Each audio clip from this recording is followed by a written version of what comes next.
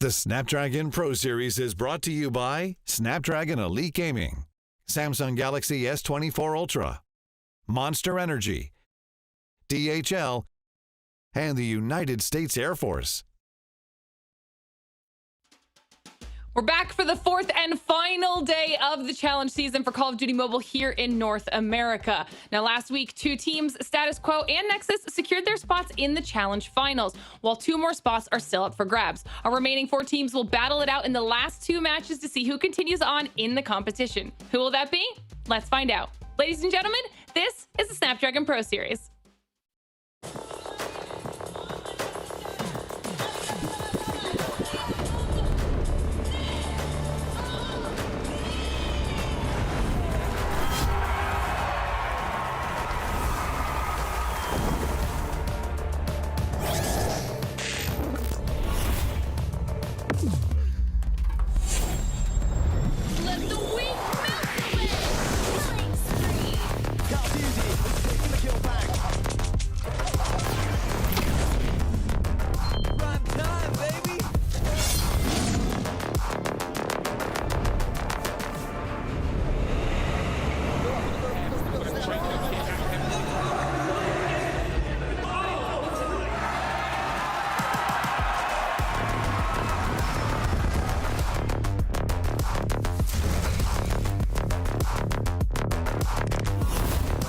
Looks like the players are ready. Here we go!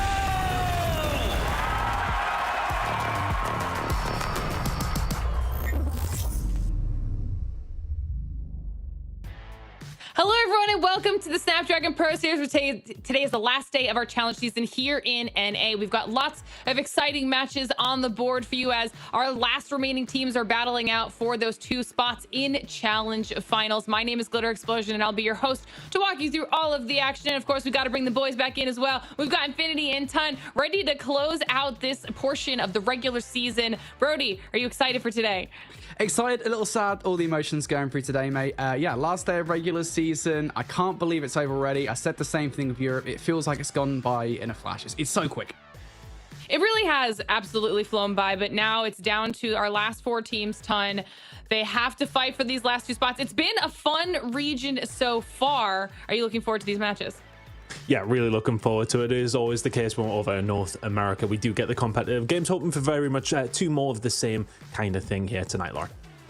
Well, if you guys are just joining us here for the first time and you're wondering what we're talking about, or if you want to maybe catch up with some of the previous matches or follow us into the future, as we do still have our World Championship at the end of the year. Follow us on social media. We've got X, Insta, and Facebook where you can get all of your updates related to the Snapdragon Pro Series, or you can join us in our Discord at discord.gg/Snapdragon Pro Series. Join our community, talk all things Call of Duty Mobile, and of course, continue to get all of those updates. Now let's take a look at our bracket, because what we did last week week was a little bit confusing. If you didn't join us and you don't know what I'm talking about, we're gonna explain all of it anyways, okay? Because we have a GSL style format here in NA. We had 2 brackets where our 8 teams in the region were divided into 4. We did Group A the first week, Group B the second week. Now in the third week, we did matches from Group A and B respectively to get our first 2 teams in. Now we're doing the last remaining matches, 1 from Group A, 1 from Group B, to get those last 2 teams. You can see I mentioned it was Status Quo that went through from Group A,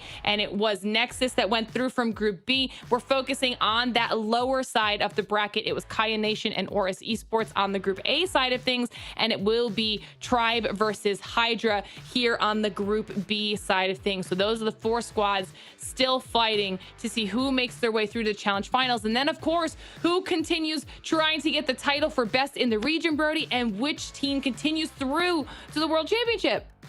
Yeah, it's been a really exciting group stage, I think. You know, there's been a few shocks, I think, especially on the Group B side of things. We've talked a lot about how stacked that group actually is and how, you know, Hyperability being able to take maps off teams. We've still got Hydra fighting in the competition. Last week was sick when we had Nexus versus Tribe going head-to-head, the first, like, Titanic matchup of the season. So I think today things are not as settled as things might think they are. Yeah, we're going to be starting things off with our Group A squad. So we'll have Kaya Nation versus Oris Esports to kick off the day, and then be closing everything out with an absolute banger of a match between Tribe Gaming and Hydra. So hopefully everybody at home is ready to settle in for these 2 matches and see who the remaining teams are that will continue their way through to the next step of the competition. It's been a little while since we've had an opportunity to see these teams compete, obviously, as we went through a couple different moments in the brackets. So it's been a couple weeks since we've seen them play against each other. So we'll start talking about Kaya Nation versus Oris Esports to kick things off here, Ton. Give me a little bit of a recap of what we saw last time. I mean, look, realistically, these guys coming through, it was always going to be coming to this stage. We would have thought for both these 2 teams, you know, it's their final opportunity to try and get through. They did manage to battle themselves through to find that 1 win. And I love the explanation of the JSL format. But for both these teams, you already lost 1. You can only lose 1 more. But you can only also find 1 more win to get yourself, of course, into that final. So for both these 2 squads, it's a really good opportunity. I think both of them will be looking at their opponents and thinking that this could have possibly been a little bit more difficult. I think both of them will be going and thinking to themselves they can win this game. So that's always a nice position to be in when you are at this stage of the competition. Yeah, definitely. And I think looking over towards these rosters over in Group A again, it wasn't quite the group of death, but they've certainly shaken things up a little bit. Both rosters, of course, beat out Truly in their respective matchups. Of course, I want to give Kaya Nation a shout out as well, because while last week they did kind of get railed by Status Quo, they were competitive in some games. And I think, you know, arguably more competitive than Oris Esports were in their match versus Status Quo back in week 1. So it's going to be interesting to see kind of how that looks today when these guys actually face off against one another.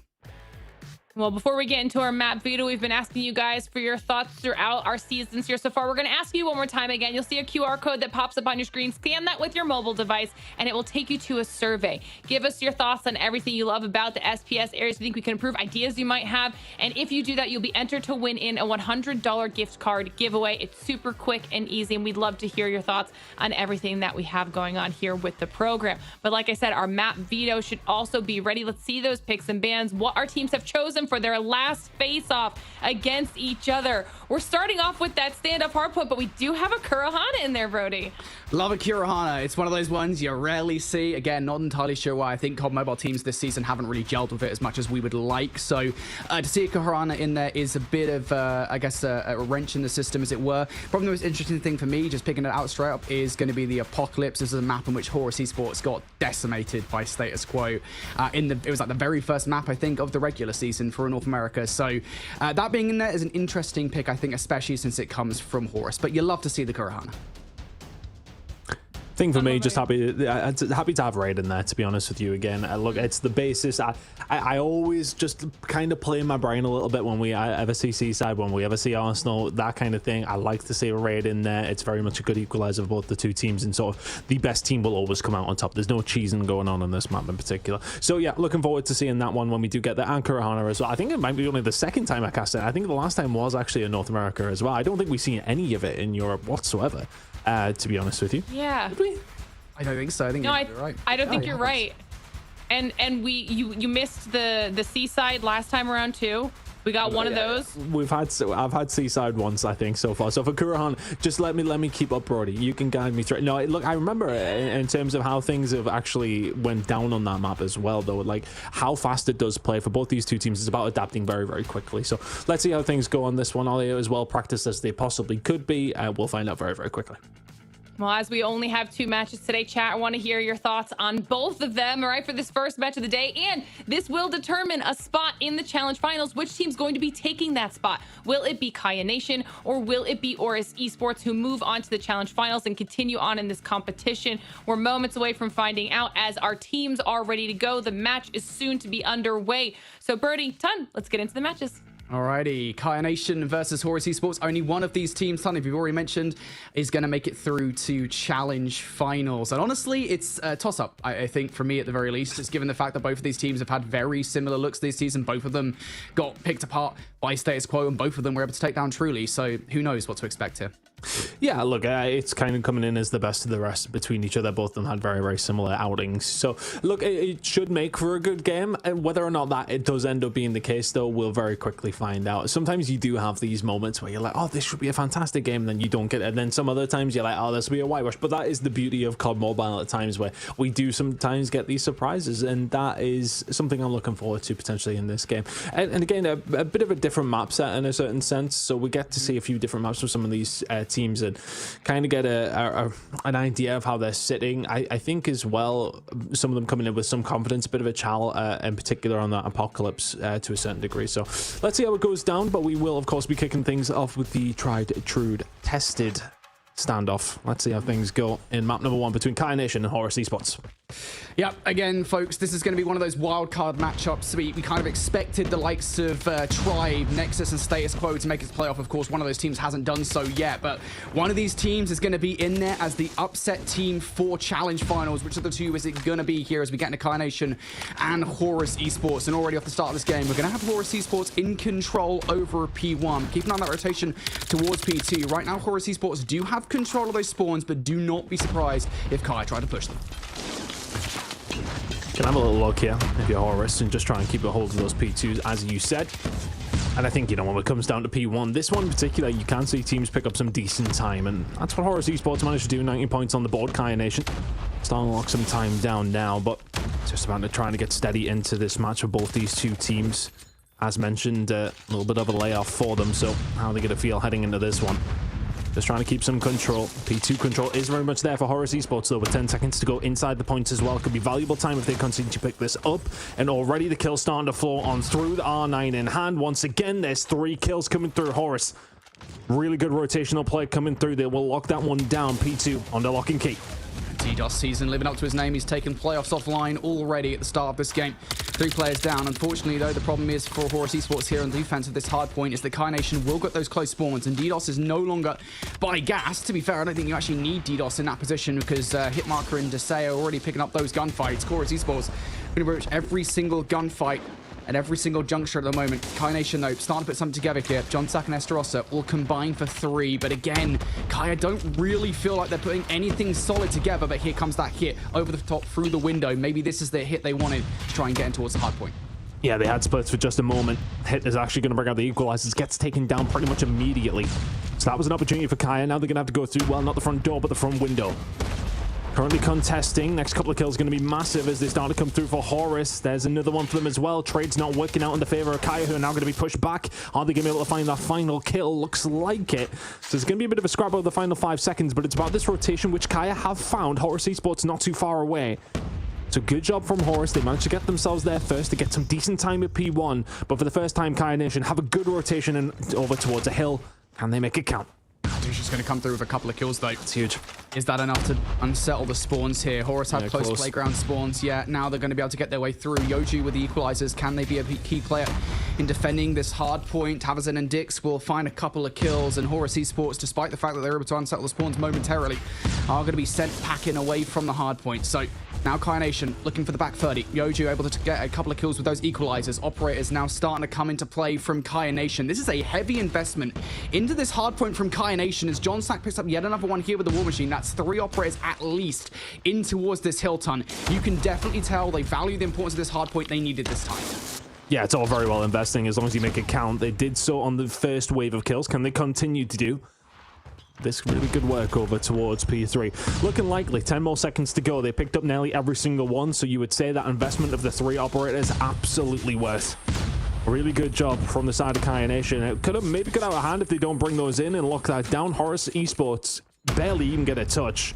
I really love the setup actually from Top Grandma's when you said across the middle of the map with the War Machine there was just so difficult to break on through. But of course, Horus Esports will probably have a hold of a couple of their operators of their own. One already invested, the claws out as well. It's a good start to the hold here, but the push going to start coming through from the tractor side. 2 more kills coming in for the claw, but here comes the claw on the other side from Tavuzin. The shots coming through. Dixon Yoju on the way in. Kai Nation threatening a break here. Still going to get the players from behind the desk though. Esteros is now going to invest the Sparrow to get it done. Esteros for a couple of goals. Esteros for 3. Well done. Kai Nation managing to break in towards the hard point. It's a breach and a half. And now Horus Esports spawning out towards that P2 side. They're going to have to fight right back through. This is a valuable back 30 seconds for Kai Nation. The first real break that we've seen from either team this game thus far. They can manage to steal this time away from Horus Esports. It is huge, but Desai has other ideas. Comes through for a couple of kills. Fortunately enough, Tavazin is back there for another 2. Kai Nation should be able to get the last 10 seconds here. And yeah, I mentioned it right there, Ton. That is the first break we've seen all game long thus far. It's a big one for Kai Nation. Yeah, I mean, that's huge for Kai Nation, right? I mean, we've seen over towards the beginning of the game, P1 didn't work out for them, P2 didn't either. You get the rotation over towards P3, you bank those 60 points, and from there, anything else is a bonus in the rest of it. A really, really good job on the break. And now about these kills over towards P1. Close spawns from Kebab side, going to start coming through from Horus. Are they going to be able to make them count, though? Kai just about holding on. I think overall, though, if you were to sort of summarize that first rotation at Hills, just better investment from Kai Nation, I want to say. All their operators were really made to count. And that is sometimes the difference that can come through between these two teams. We said it's going to be a close game. And could that be the difference maker for both these two squads? Yeah, we did see Kai Nation bring out pretty much every single operator on, was it P3, to basically guarantee the full 60 away from Horus Esports. It was a valuable investment.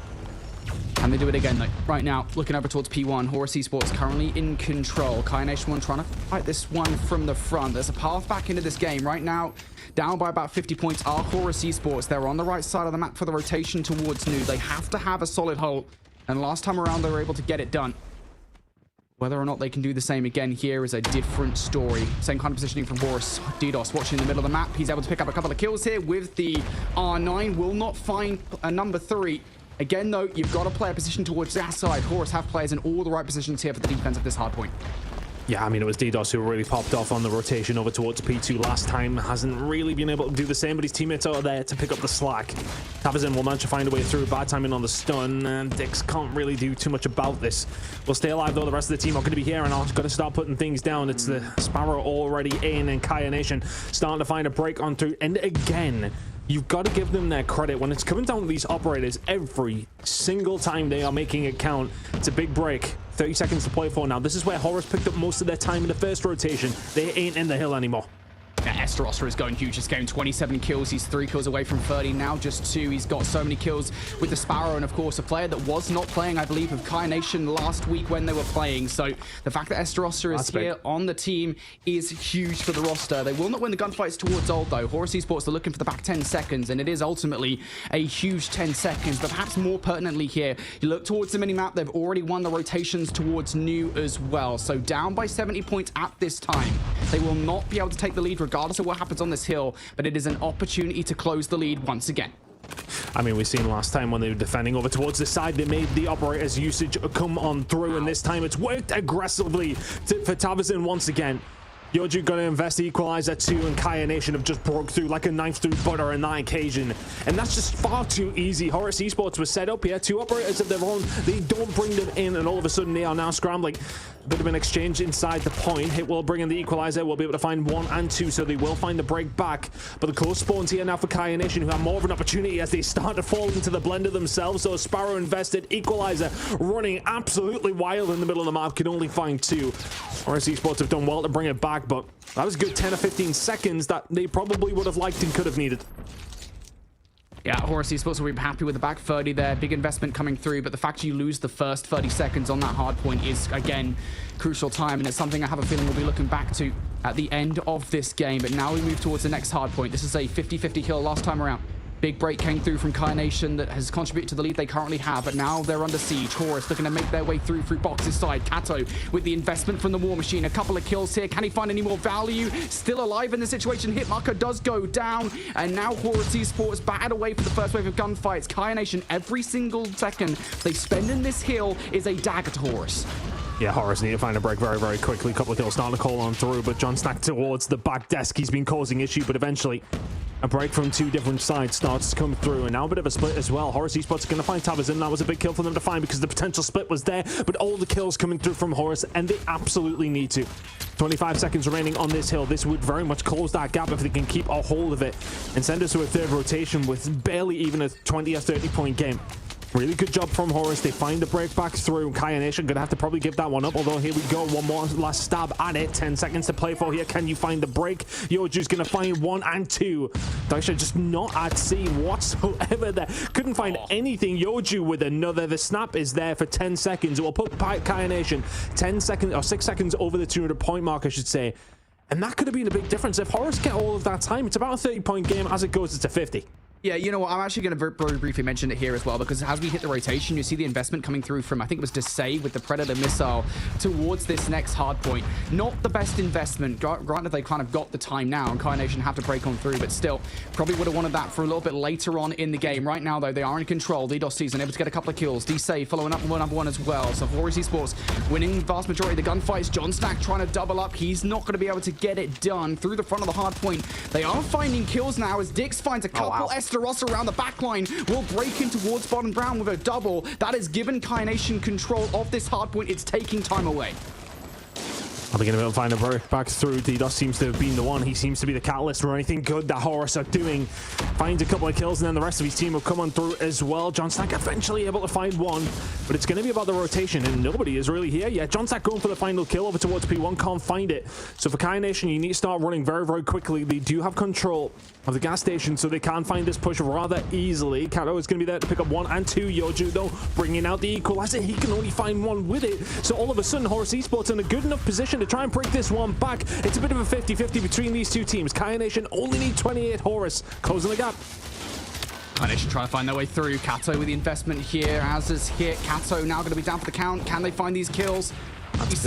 We'll pick up 1. Horus holding here for the moment. Kato is still finding kills with the War Machine in this instance. Kaya Nation cannot break through. They've got to do this as a team. Regroup, hit this at the same time, but round the flank, you're going to see Dix now trying to get through the gravity vortex gun. He's going to find a couple of kills here. Davison now following up with more with the claw. Kaya Nation can no longer finish things here regardless of what happens, but that's the break. They found a break over towards the window side as well, and that could have made a difference. It was 1 kill that came through that way, but it's going to all be about the contest. You've got to make sure you win these gunfights, especially if you're Horus, but you can't manage to clean them up. Tavizin's going to be here, but it's all about the rotation now. Kaya Nation have overcommitted, but they spawned over towards this side because of the push. Now everything settles for just maybe a moment. Operator still available here. The Sparrows, all that you're going to have invested here if you're Kaya Nation. Horus Esports, they managed to find some good time over here on the previous rotation. Kaya Nation now putting themselves in a decent enough spot to try and find this breakthrough. First couple of kills going to go Horus's way, but it's all going to be about this investment. The Sparrows surely going to be coming in here from Esterosa very, very quickly, and here it goes. Rose up and close and personal finds 2. 10 seconds to go inside the point. Horus still in control. Yeah, they're still holding on here. Kaya Nation cannot break through. John Snack trying to be a sneaky tail on the back line. Is going to find 1. Is that good enough here? Does that create an opening for Kaya Nation? Dix is now going to be through. He's going to get shut down. Tavison next up to bat for the roster. It's 3 players making their way. It's a siege of the hallway. I swear they've seen this in a COD campaign somewhere. They're going straight in the line of sight. Horus Esports, Tavison and John Snack looking to overwhelm. Hit from behind though. We'll find a couple of kills with the melee. Traded out by John Snack. He will find another couple here. Kaya Nation, is that going to be it? Can any be from Horus Esports touch? Not when the SMGs are firing on all cylinders like that, as Kaya Nation hold towards the end of the game, and we'll take map number 1. Yeah, I mean, look, after that first rotation, I think that's where they kind of set their stall out. Had a really decent second one as well. Things got a little bit scary towards P2, though, on that final rotation. I think both teams kind of were just like, oh, yeah, just send it towards P1 and see what happens. After some really good methodical play, I want to say, some really good fundamental hardpoint. We've seen things maybe get a little bit too crazy over towards that final rotation of Hills, but that is sometimes how we like it. But props to Kai Nation. Like, it felt like when they did get a hold of a point and got themselves established, they were very hard to break down, whereas Horus Esports maybe just a little bit flappy on occasion. And that wasn't supposed to be a joke to do with the bird that is in their what I was going to say their logo. Yeah, it's a bird, right? Yeah, come on. Yeah. I just didn't. It wasn't supposed to be. It's just. It wasn't supposed to be. Very millennial reference, mate. That's all I was. You know, it's a very like that's a very you reference. Thanks, mate. I thought I don't know whether to take that as a compliment or not. I presume it isn't. But irrelevant of that, it just felt like they folded a couple of times when they did have a good setup. Kai Nation seemed to find that break a little bit easier. But again, I think especially through that first two rotations of Hills, their operator usage was so good, and I think that might have been the difference. That it ends up being a 25-point game. And those operators really do make the difference. Looking over towards those final scoreboards, Kai Nation, I would presume, slightly outslayed that by the looks of things, but find the map anyway. Yeah, and I want to give a shout out to Esterosta as well. I very briefly mentioned that in the middle of the game, but I believe this is the first time we've seen Esterosta play for this team this regular season. It was actually iHards that was playing for them previously in their prior matchup. So quite clearly, Esterosta is coming in with a point to prove here in the very first game of the day. And granted, he doesn't go massively positive, right? 43 and 42 is not the biggest of KDs we've ever seen, but still, it's a pretty damn good performance. And he had crucial moments in that game that got Kai Nation the W. So part of that conversation, right? We always talk about the fact that here in COD Mobile, you're allowed to have 6 players on the lineup. You're allowed to have a substitute ready to go, and you can kind of switch out the roster as you please. That's a conversation we're going to be having later on when we talk about Tribe Gaming. But right now, regarding Kai Nation, you make the change, you bring Esterosta in for this series. Seems like a positive one so far. Yeah, every single time we've seen the Sparrow on his hands, he seems to be doing work. So I mean, positive so far. You won the first map, right? You can't really question it. But is it going to be the same when we head into Search and Destroy for map number 2? We'll be loading in very, very shortly. But I was impressed with what I see from Kaya there. Some really good fundamental play. The breaks coming through very, very nicely. Just playing everything you need to play well on the side of COD Mobile and to get the win, and did so. Got a little bit scary towards the end. I think neither one of those two teams really rotated over towards P2 or P3 even once. And when it comes down to standoff, they're the ones you really want to be getting over towards. But irrelevant of that, they do manage to hold out, eventually finding the break and then the win. I think for Horus, though, I think there'll be some disappointment there because we didn't really see any pop-off play from anyone, really. I mean, on the occasion, we've seen DDoS with the R9, which he has out once again here for the Search and Destroy. He was the one that was trying to make things happen. Can he do the same thing here as we load into map number 2? Yeah, the thing is with Kurohana, generally speaking, the way you win, in which you win rounds on Kurohana on the offense is you kind of just 5-hit stuff. I think it's very early, kind of like, you know, when a map first gets introduced into Call of Duty and you're like, hey, what's the way we play this? We just kind of bum rush everything, right? That's not what's happening here off the rip for Horus Esports. So it's an intriguing strategy, I think, one that has worked out because you've already got John Snack getting over aggressive, who will get cut down. And for now, Kai Nation, you kind of just got to gauge where is this hit coming from, because they still don't, this early on in the round, technically know. Both teams just trying to wait it out for a mistake to be made. Problem for Horus is they're on the attack, so they do need to move. Nade's going over towards the B side. You can see on the minimap in the bottom right corner, or bottom left corner. It's late. Kai Nation still sitting tight. Horus going to have to start formulating something. A seems to be the option. Yoju's about to find that out. Can he find anything? Oh, I wish the first slap against hit. You're going to see Esterosta act on this as well. There's the kill against Yoju. Nicely done, Yoju, for a couple of kills. Looking for number 3. Can he line any more of them up? Yes, he can. Yoju just dices 3 players down. Horus Esports, they were thinking about something over towards A. I think they're thinking very differently now with 30 seconds on the clock. They're going to have to scarper towards B. Oh, I mean, I'm screaming for a trade. You absolutely need to find something, utility, anything over towards him to just shut that down. For all he finds the 3 kills. It's easy work. Fish in a barrel, not quite. But now the transition over towards B is solid here from Horus Esports. They're running out of time, but they do have the time to put this bomb down, and will do so. It is a 2v4 situation, but it becomes a little bit more doable with this bomb down. Invite that pressure. Dix, if he can find a kill here, although would pretty much solidify the round, could not. So Horus have the bomb down in a 2v4 scenario. Just cannot play this one individually, and Yoju's done exactly that. Big heads take down, if you're to say. Trades out, though, from Tabazin. Leaves Kato in a 1 versus 3. Make it a 1 versus 2. He's going to find a second player here, but traded out from Estarossa. And it will be around for Kai Nation. Shout out to Yoju for that one, because, I mean, those 3 snipes at the beginning of the round completely spoiled the game plan for Horus. I mean, that was just, it was just too easy. It's a one-dimensional push, right? You'll try and just hit one thing, and if Yoju's hitting these shots, you lose the round. Tough one. Either way, here we go into the next one. Kai Nation 1 to the good on the defensive side once again, looking like maybe a bit of a fake over towards the B side, but plenty of information. Yoju will find another. John Snack trying to find something himself as well. Estaros is going to find one, catches them out. All of a sudden, it is a 4 versus 2 again. Kai Nation will look to make this a little cleaner than the previous round. Dix will find another, and my goodness me, Brody, you haven't even been able to squeeze a word in. Kando's left in a 1 versus 4. That's probably for the best, mate.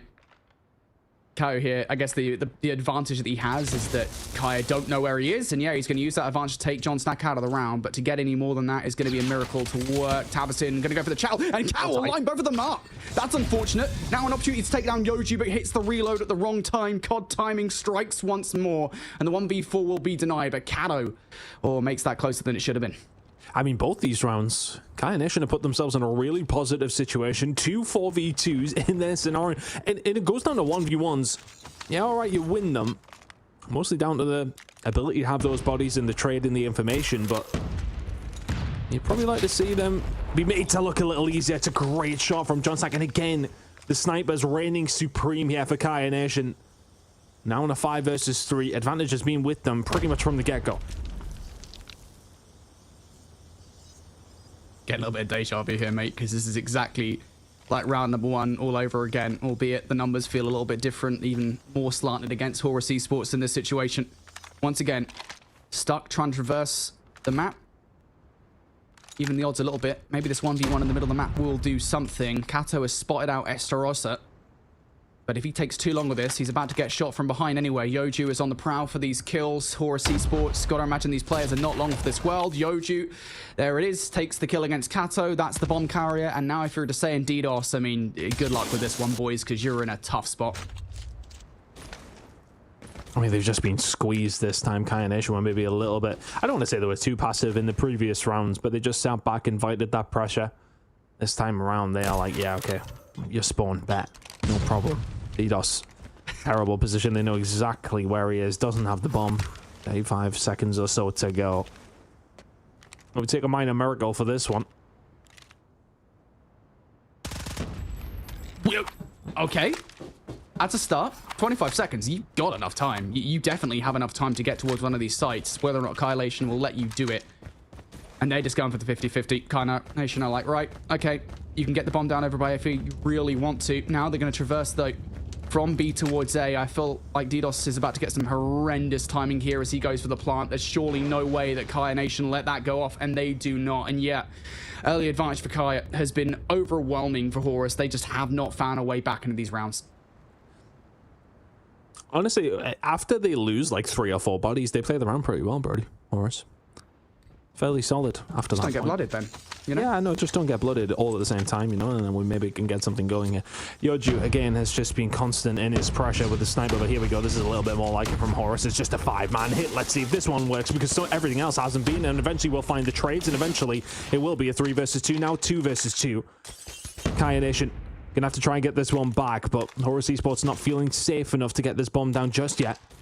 And now it will go down with a minute and a half to go. So, Kai Nation, first time they've actually faced a bit of adversity here in the search and destroy so far. What can they manage to pull off? It's a great strategy out of Horus Esports. Nade, though, over the top here. Does it connect? No. Kato to take down Yoju. Now Estarossa for the clutch up 1 versus 2. Doesn't know what the second player is, and Hit will win the round for Horus Esports. And yeah, a different look out of Horus is exactly what I mentioned before we got into Kurohana. the fact that you can kind of just 5-hit sites, right, and overwhelm and just hope that you win the trade is probably the best way to actually get onto the sites for offensive side, especially in a matchup like this. Horus, they finally realize it, and, well, they realize it. Get it done. Now we're going to see the exact same look once again. Well, it worked last time, but that grenade's actually going to just slow them down, isn't it? You've seen it go all the way through. More nades, and this time, Nation haven't committed too much to it. They will lose the first one, but gets traded back by a nade. And now they're reworking it. Look at this big hit immediately. Let's Yoju. The tip of the spear. Tavazin will find one himself, though. Kato's going to get picked off, and this was really well played from Nation, to be honest with you. Horus hit exactly the same way, and they do not invite that pressure. Although saying that, one kill comes on through as the bomb has went down. Dusha left now 1-1 versus 3. We'll find one. It's going to hop it.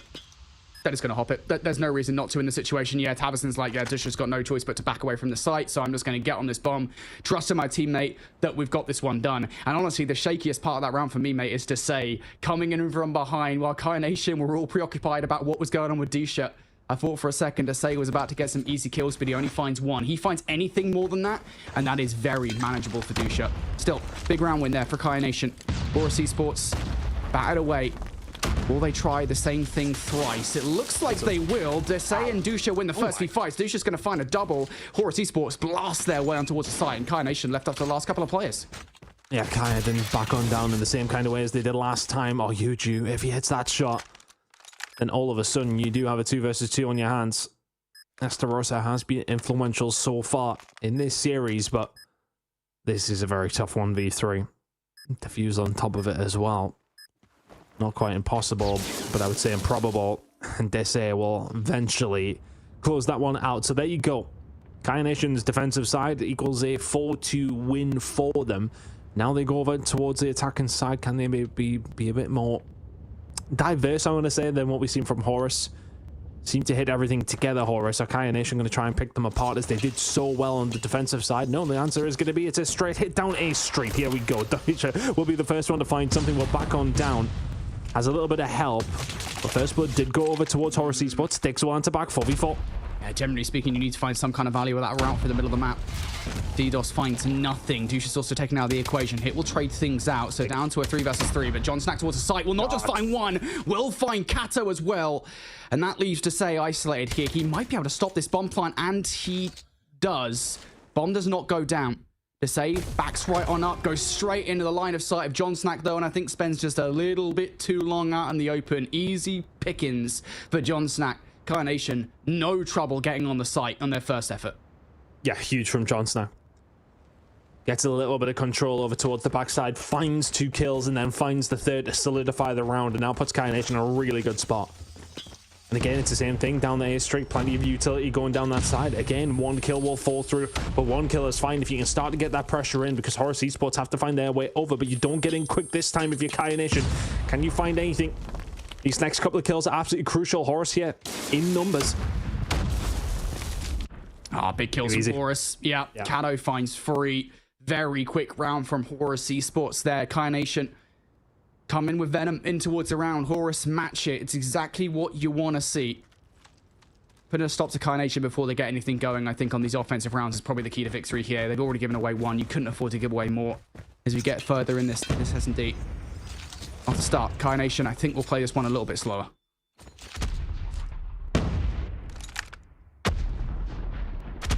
Yeah, they lingered a little bit before pushing down A Street, but it is not quite a carbon copy.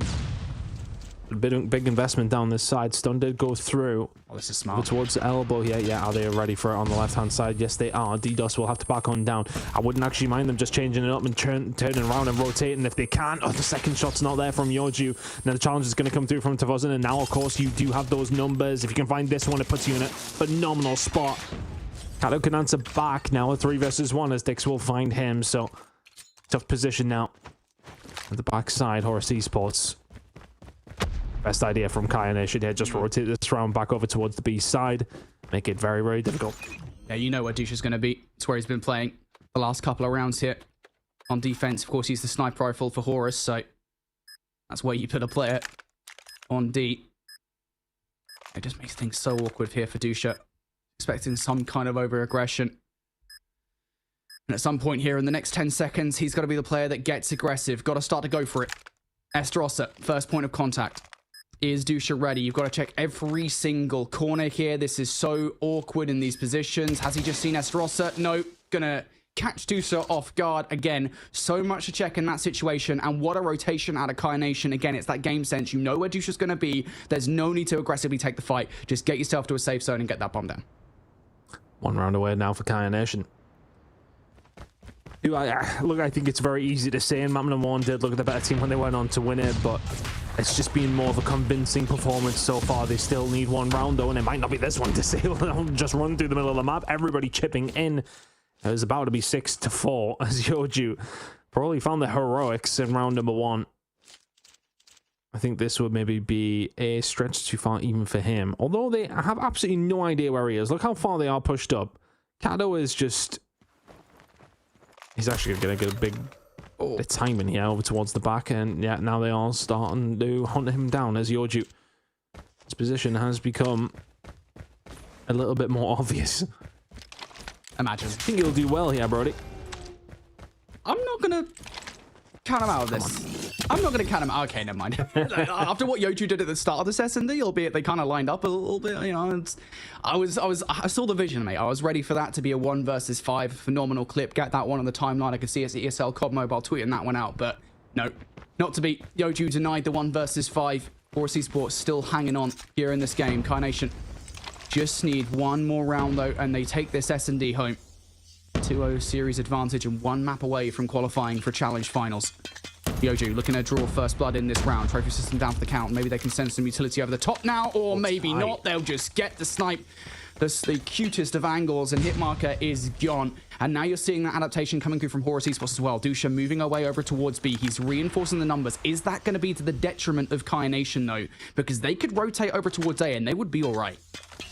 It's a horrible smoke though. I think that came out from Kai Nation. Now all of a sudden you can't really push that. So it slows them right down. They're expecting maybe a flank to come through, but you can see in the minimap in the bottom left corner, DDoS ain't moving. Ready and set up to watch across. So they kind of do have them pinned in. The information is here for Horus Esports. Kai Nation are the team who have to make the move. They may well have the advantage, but Horus not in a terrible position here. They send a couple more bodies over towards this A side. So if Kai Nation knew that, they would start to move very, very quickly. Bit of utility now thrown out, but still not making a decisive moment count yet. Yeah, here we go. They're changing it up. Yeah, straight over towards A now, sending plenty over. Where the transition is going to lie here for Horus Esports. Are they going to get a good bit of timing, or is it going to suck? Oh, Kyle lays down. He doesn't see it. He doesn't see the rotation. The comm will not be there to Dusha. And all of a sudden, Dusha has a lot more to do. Kao could still, technically speaking, catch Yoju, but I don't know if he just saw him.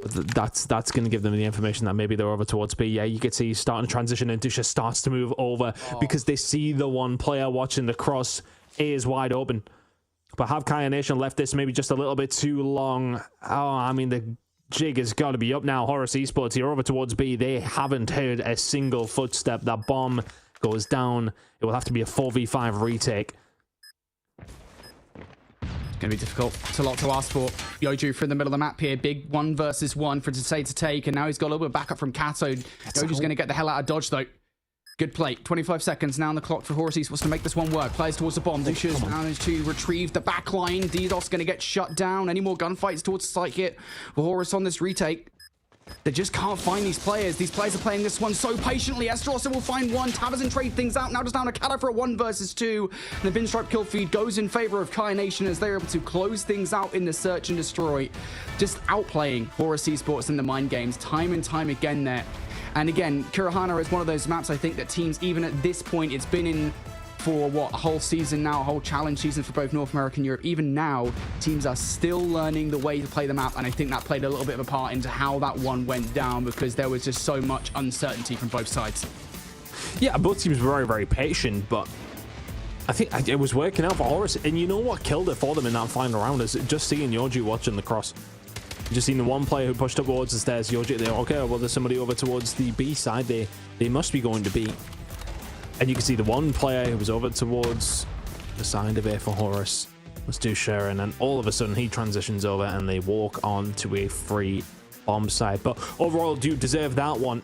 Yoju, the standout, especially after round number 1, 3 kills that did fall his way. pretty much onto his lap, but still got to execute, and did so to the highest of levels. And now Kaya Nation find themselves 2 to the good, heading into a raid control. For me, and again, look, it's very easy to say this when they are 2-0 up. It's not quite the high level of analytics that I do pride myself on there, Brody. But at the same time, they have just looked the stronger outfit. It just seems as if they're working a little bit better as a team together, making the better decisions, and that is ultimately leading to a 2-0 lead. And I think if you're just to talk about kind of looking at all these rosters have accomplished in the past, right, for the last couple of matches, we've actually seen them play in Group A. That kind of tracks as well. I know it does feel a little bit of a pointless conversation at times, right? But, you know, you only have so much to go off. We haven't seen these guys actually play one another at all. I don't think even in open finals this season, right? And so really all you have to go off is, all right, so how did they stack up versus Truly? How did they stack up versus Status Quo? And I would argue that Kaya Nation, even without Esterosa on the team, were more competitive versus versus Status Quo, which I know is laughable because that match wasn't even slightly competitive, than Horus Esports were at the start of the season versus Status Quo, right? So I think it kind of tracks in a way that it looks like, at least from a power rank perspective, that Kaya Nation are ever so slightly more prominent of a team over Horus Esports. And what better map to test that than a classic, right? Raid Control. This is a map that if you don't know how to play this one, you should probably hang your head in shame at this point, because this map has been in COD Mobile for an age. Tom was a baby when this map was added to the COD Mobile rotation, and that should tell you how long it's been in the game. Oh my god. I mean, you might have not even been born, mate. a thought. Not even a twinkle in your dad's eye. That's maybe a more of an English saying. I don't know if everybody will get that, but here we are. Yoju now pushing forward, looking like the B defense is going to start coming through. I actually really like this from Horus. They sat back over towards the A side, and it is a free walk down the pool side. They will quite happily take that one. Kaya Nation will start to get aggressive very, very shortly, working well together. But yeah, if it's anything like the first two maps, Kaya Nation very much looking like the better outfit. Decent amount of progress though for Horus over towards A side, starting to get picked apart now. Do find a couple of kills on exit though, so we'll continue to put this pressure on over towards A. Lives dead even. Good start from Horus here on the attacking side. Yeah, again, you mentioned it. Talk about Kaya Nation struggling off the start to get some kind of control. Esterosta and Tavison no longer struggling as they managed to clear up house on A, but that's after giving up 2 ticks of progression. That is a big hit off the start, and Horus Esports, of course, having to kind of distract all of Kaya Nation over towards A, and now have basically a clear path towards B to do exactly the same thing over on that side. Kaya Nation's response: let's try and set up the spawn trap. Of course, the precursor to that is, though, you have to actually pick up the gunfights. You have to get players into that position. You have to make sure they do not transition off this site. And Horus Esports, their reaction is to just go back and deal with those players before they can even cause any carnage. It's absolutely the right call. You've got a wealth of time. You've already got 2 ticks on A. Just do this properly. Yeah. That's Call of Duty 101. You don't need to try and make the hero play it on your own. It's easier if you've got teammates. You wrap back around and just get the job done. Dix is just going to fly out the middle of the map to the clutches of Horus Esports, who are ready and waiting. Some good progress already made over towards A, so Kaya Nation cannot make a misstep yet. Esterosa will drop. Tavison is, though, of course, in the very, very good spot up top bedroom, and that is just the power position you want to see a good AR player like that in. Finds a couple of kills to add to, well, his tally of only 1 so far in the round. That's a ridiculous gunfight to win, and all of a sudden the pressure is going to start coming on through Horus Esports. This mid-map control has been theirs all round long, and Kaya Nation are going to start getting squeezed very, very quickly. It's a basketball spawn coming on through. Yep. You know, given the fact that you spawn basketball where these players are, you should know at the very least that Horus are on the flank here, and you've responded appropriately as well. For the most part, you are winning this fight. Trades going down in favor of Kaya Nation here. DDoS trying to make a flank happen, and he's going to get shut down. Kaya now down to the final set of lives, 5 versus 6. They haven't quite cleared house though. One player still hanging about on the flank will be Kato, and he could seriously cause some carnage. Around the front though, Dusha and Desai will lose their fights. Hit will find 1, so numbers still in favor of Horus here. Kato finally going to activate. He will find a couple of kills. Dix and Esterosa here are split up. Esterosa is nowhere to be found. A 1 versus 4 in the closing moments of this round. Horus Esports, they're overwhelming the point. At some point, you've got to reveal yourself here. You can't just sit in the tiki forever. Apparently you can. He just wanted to get his feet up, get himself a cocktail, and get ready to go, apparently. My kind of guy. We love that. Why do you think I wasn't here last week, mate? You know, it was bliss. I was that guy in the tiki. Yeah, okay, don't mind him. Well, not the best of smokes to kick off the round, but here we go. Investment once again. This was something that Kaya Nation were very, very good at in terms of the operators, but decent enough start as Kato.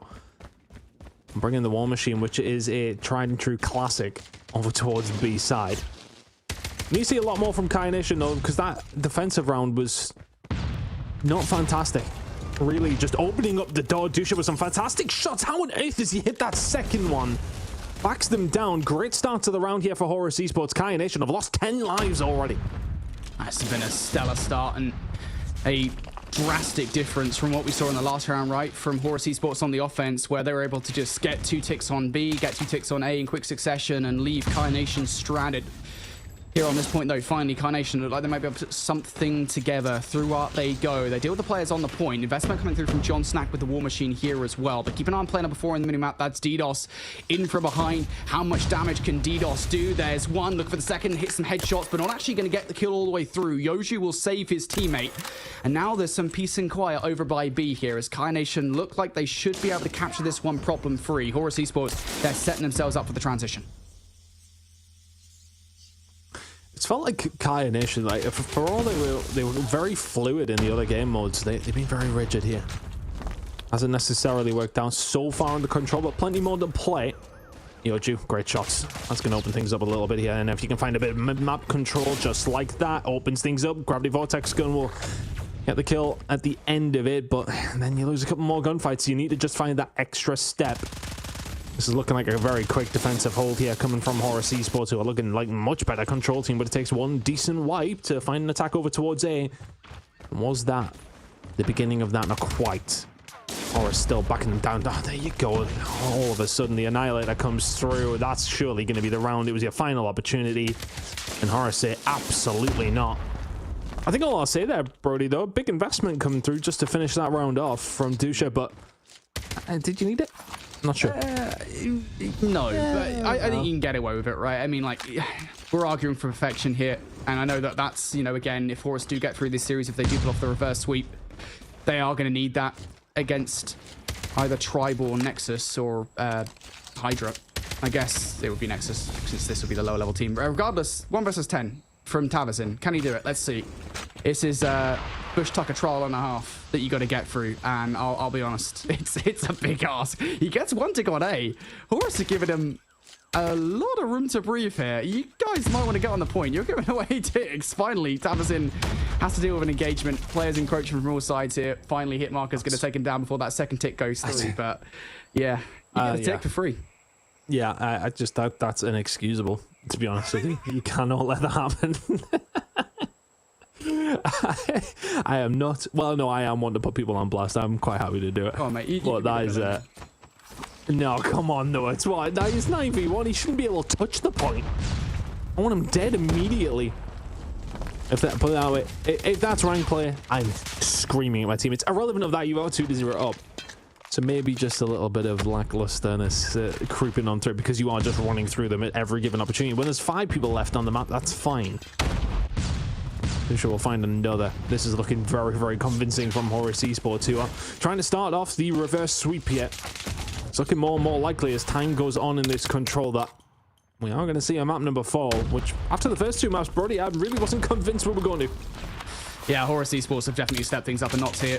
Kai Nation do kind of look just dead in the water somewhat, which shouldn't be a surprise again. To those of you guys who watched last week, they kind of got dismantled in control. It was the one game mode where they didn't even really look slightly competitive versus status quo. So I think this might be a theme that's building up for Kai Nation, where control is very easily their weakest game mode, but it's never over till the fat lady sings, and she's not even turned up yet. So Horus Esports here, looking to try and close this one out 3-0. Catlo for a couple of kills through kitchen side. They're now cooking on gas. Dusha's going to bring the Predator missile down as well. John Sack and Dix will trade things out. Tavazin also finding value on the other side. Tavazin will double up. And all of a sudden, Horus Esports definitely cleaned out of A, but now you need Kai Nation to go for the next step, right? We need to see some map control being taken for them as opposed to playing scared. Hey, well, it feels like Kai Nation are thinking about Apocalypse, right? This is kind of how they have been playing it. Control, maybe not their forte. But Tavazin did do some good work here. You've got 3 potential operators to invest. And you find this defensive round, you get yourself an attack. We're back into the game, but so far, well, DDoS will find something over towards the bag eventually. Claw is out, and it's going to find you a little bit. But they are keeping them at bay just about here. Esteros are starting to step things up for the team, and now you're investing the claw as well here from Kaya Nation. Want to try and get this round as quickly as they can. Kata will find 2 down the pool side. That is going to find absolutely nothing hit. Will find a fantastic gunfight himself, but Dix answers back, and all of a sudden Horus starting to put the pressure on. Dusha already has the Annihilator again, and this might be the final moments of the control now. Here comes the hit. Now, Sparrow from Esteros is going to get quietened out as well. Dusha with the Annihilator still in play. John Snack going to find a little bit of value. Dusha still going with this Annihilator. By the way, Desai is going to triple up to close out the control. A triple there in the final moments and a triple straight up in the rounds as well. It's a quick 3-0 from Horus Esports. It's a clean 3-0 from Horus Esports. I don't know, where did Kaya Nation go? It's like they just turned their brains off for that control. Yeah, I mean, 3-0 is kind of what I was expecting as we came in, but in the series for Kaya Nation, because they were, I mean, I don't want to say dominant by any stretch, but they've been comfortable throughout the series, and they coming to this one, like, I mean, I think, what was it you said at the beginning of the map? If you don't know how to play this map by now, then what are you doing? And, well, yeah, I don't think we've seen anything too convincing from Kaya. They never had control. The highlights are already over. I mean, that is just like, how fast did that one go? And I mean, on the grand scheme of things, of course, they did get massively outslayed, but look at it. It's only really Desai who's really put his foot down here. I mean, it's a... Listen. I don't know, it was just disappointing. Listen, okay, I said it at the beginning, and I know that you wanted to, you know, we were like, who's going to play the villain here? Who's going to be the one to kind of, you know, not sound very nice in broadcast? I'll be the one, because, you know, I enjoy playing the villain. I'll be the Simon Cowell of the group, as it were. Remind me of him. I feel like... raid control, I don't understand why teams can't play raid control correct. I don't get it. I seriously, I don't understand it. I feel like there's just so many times where a team on defense will just kind of lock up, right? They'll get like 4 or 5 kills, right? And they'll just immediately go, you know what we're not going to do? We're not going to push forward and get map control. We're going to sit and we're going to wait for another wave of gunfights, and then after that we'll totally move forward for map control. I really need teams to start doing it, please. Please start playing raid control properly. It kills me. It's like the one map that, because you and I have casted out, right, over the years outside COD Mobile. So we know how it works. We know how spawns work. And raid control in COD Mobile is like one of the only maps where spawns, for the most part, do act the same as they did in multiplayer. It's like, there are just very simple things that you could do to get control of raid. The pun not intended. It just, teams don't do it. And I think that was probably partially why Kaya lost there in that game. Just no map control whatsoever. Yeah, it's strange though. It was a strange way to how they played it, but I think it's the kind of loss that you take though, that you can kind of quickly forget about. I want to say it was that bad that it's just like, oh, we'll chalk it up. Like, you know, we were never going to win that one. Very much convincingly the worst team in that particular matchup on that particular map and mode. So yeah, you head into an apocalypse now and just sort of say to yourself, what we did on map number 1, let's do it again. We were pretty convincing throughout. I wonder if it stunted the momentum a little bit and given some over towards Horus, though. That's the trap you could potentially fall into, but we'll see how things do go down when we head over towards Apocalypse. I'm really surprised we're going here, because honestly, Kaya showed some really decent, I want to say just a general good Call of Duty over the last 2 maps, and then that was very clearly what they need to work on. It's like I said, I think it just, for me, it's become very obvious that if Kaya Nation do get through to challenge finals, you've got like a week or 2 maybe to fix your control. Your control is like 100% the thing that you need to fix. If you don't fix control, you're just going to be in deep doo-doo against the best in North America, and that is what you're going up against. It's a very different field to what you've played in challenge season thus far. However, they are going on to an Apocalypse Hardpoint now, and this is a map I already talked about, the fact that we have seen this from Horus Esports. They got dominated by Status Quo on this very map mode combination, and granted that's Status Quo, but still it might give some credence to Kaya Nation be able to take this one and stopping this going to game 5. I mean, Horus has done a great job straight off the rip. They may well be losing points very, very quickly, but 5 of them hit over towards the P2 spawns. They know how important they are, and they get a hold of them. I don't think Kaya Nation were ready for that, but they will happily soak up this time. Irrelevant. I think Horus Esports is all very well fighting for the spawns. You cannot let Kaya Nation keep getting these free points, though. There is 23 seconds remaining. Kaya already have 30. Eventually, push will come through from Horus. They can contest for just a second, but yeah, it's all very well getting a hold of P2, but when you're potentially going to be about 40 behind by the time we get there, was it really worth it? They will eventually find a breakthrough, so now it starts to turn into worth it. P2 rotation is there for them, Horus Esports. All right, 34 seconds is the advantage for Kaya off P1. You take that. Yeah, you've hit the nail on the head there, mate. Yeah, it's one of those conversation points, right? Of just like, you know, how much do you invest into the spawn control, given how much of a flip it can be, how easy it is for things to break up on spawns. And this is that investment from Horus Esports. They need to make sure they hold it. You've already lost the first gunfight. Dick's looking for the second. DDoS is actually going to be the player to double up. But keep an eye on that mini-map because Horus are isolated towards the backline here. They gets shut down. There's Esterosa for the double. And there's that spawn break that we were talking about. Yeah, the spawn's coming through. Kite Nation now put themselves in a position where it's a little bit easier to find this break. They're not finding the kills though, and all of a sudden, what was looking like a terrible position for Horus, the kills just start to ring on through, and they will continue to hold this down. It was 40-4 every single second. Nelly has went over towards Horus on this point. So that investment has got a little bit of a return in the end, even though it was looking unlikely. Didn't pull out the deal whatsoever. They will hold that one down. 13 seconds remaining. They will hold it down themselves. Kaination, though, will, of course, get the rotation over towards P3. It's not quite as easy to lock down that amount of time on this one, but an even game so far. Horus Esports. Was that a full 56 points on P2? That is a big hold. We talk about that gamble again, giving up a lot of time on P1. The gamble seems to pay off for Horus Esports as they get the vast majority of time on P2. Now we go over towards P3, though. Horus, the first team to touch. They're winning the vast majority of these fights. Hit marker. Now looking for kills towards that palace side. Every single gunfight is going Horus's way. They are clearing out Kai Nation. They're reading the spawns correctly as well. They're immediately reinvesting in towards this hard point. They want a dominant lead against Kai Nation, and they are getting it as well. Everything is being thrown at this hill.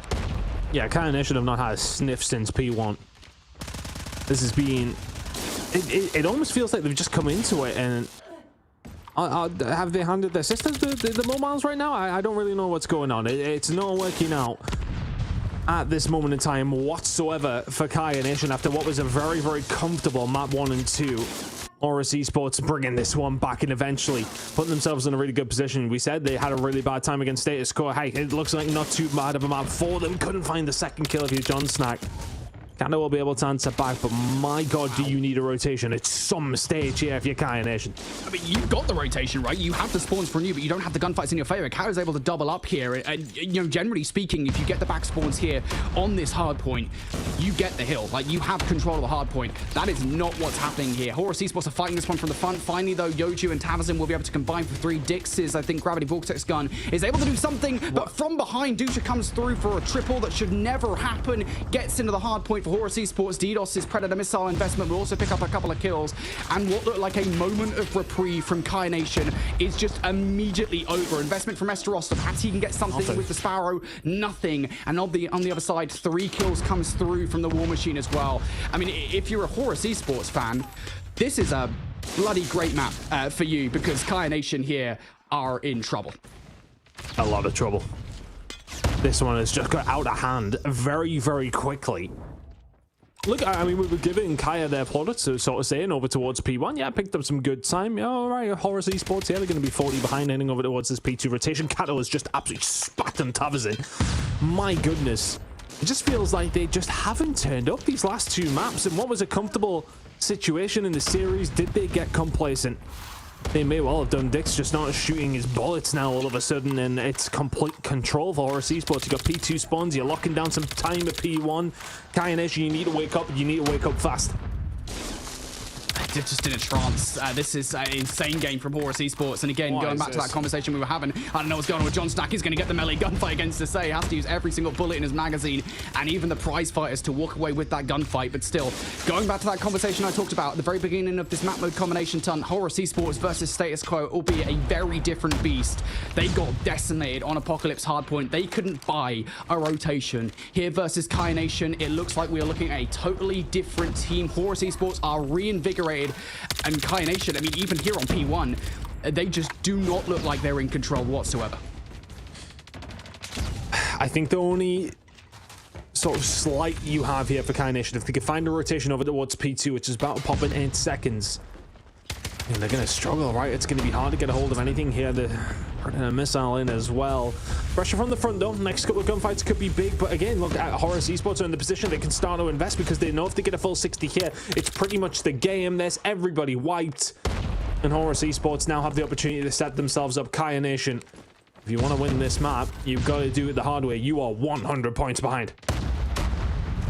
Yeah, Horus Esports got that leader's advantage now. Kai Nation looking to get through the front of this hardpoint investment now coming through from DDoS season with the claw. This is horrendous. You are just going straight into the grinder. Kai Nation, 25 seconds now to try and grab away. Yoju's going to find a kill here. Horus Esports still in control though, and even if you could take a contest, if you're Horus, you're happy with just taking it, grinding down the game clock. Kai Nation looking for a way through. Gunfights for the most part going in Horus Esports' favor, and yeah, they're able to just hold on. Kai Nation now need to make sure that this rotation is theirs. If they lose this rotation, it is game over, and we are seeing a game 5. I have no idea how this is going to go to on map number 5. Like, first 2 maps, they're so solid from Kai Nation. I said it feels like it's just a different team playing this game now. They were so efficient in their operator usage. They were so solid across the board. When they found a break, they would get something from it. When they would find a rotation, they would lock it down for a good amount of time. They have barely found a bloody thing in these last 2 maps. 3-0 on the control. They're about to be 100-point clubbed, barring a miracle here on Apocalypse. Dusha will find 2 out of absolutely nothing. He's just going to spin on the 3rd as well. Yoju will go down. And map number 5 is beckoning, and you know exactly who has the momentum now. Hit is going to bring in the equalizer. This will not be the game here. They do not have the time, but it feels like it's just all of a sudden turned on its head. Hit will find 4 out of absolutely nothing in Horus Esports. It's a cakewalk to map number 5.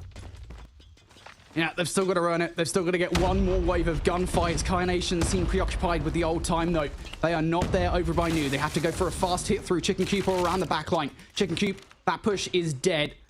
Now around the backline, perhaps they can get something done. Kao is able to get a couple of kills with the War Machine here. Tavazin is able to fight his way through Chicken. Can he actually find any value towards the point, though? Yes, he can. The COD timing works out in his favor here. Horus Esports with 9 points away from victory. DDoS season doubles up. Hitmarker will find number 3.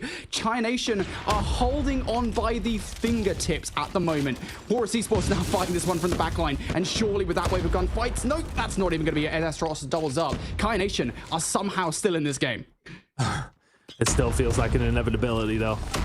They are, what, 140 points, 60 points behind.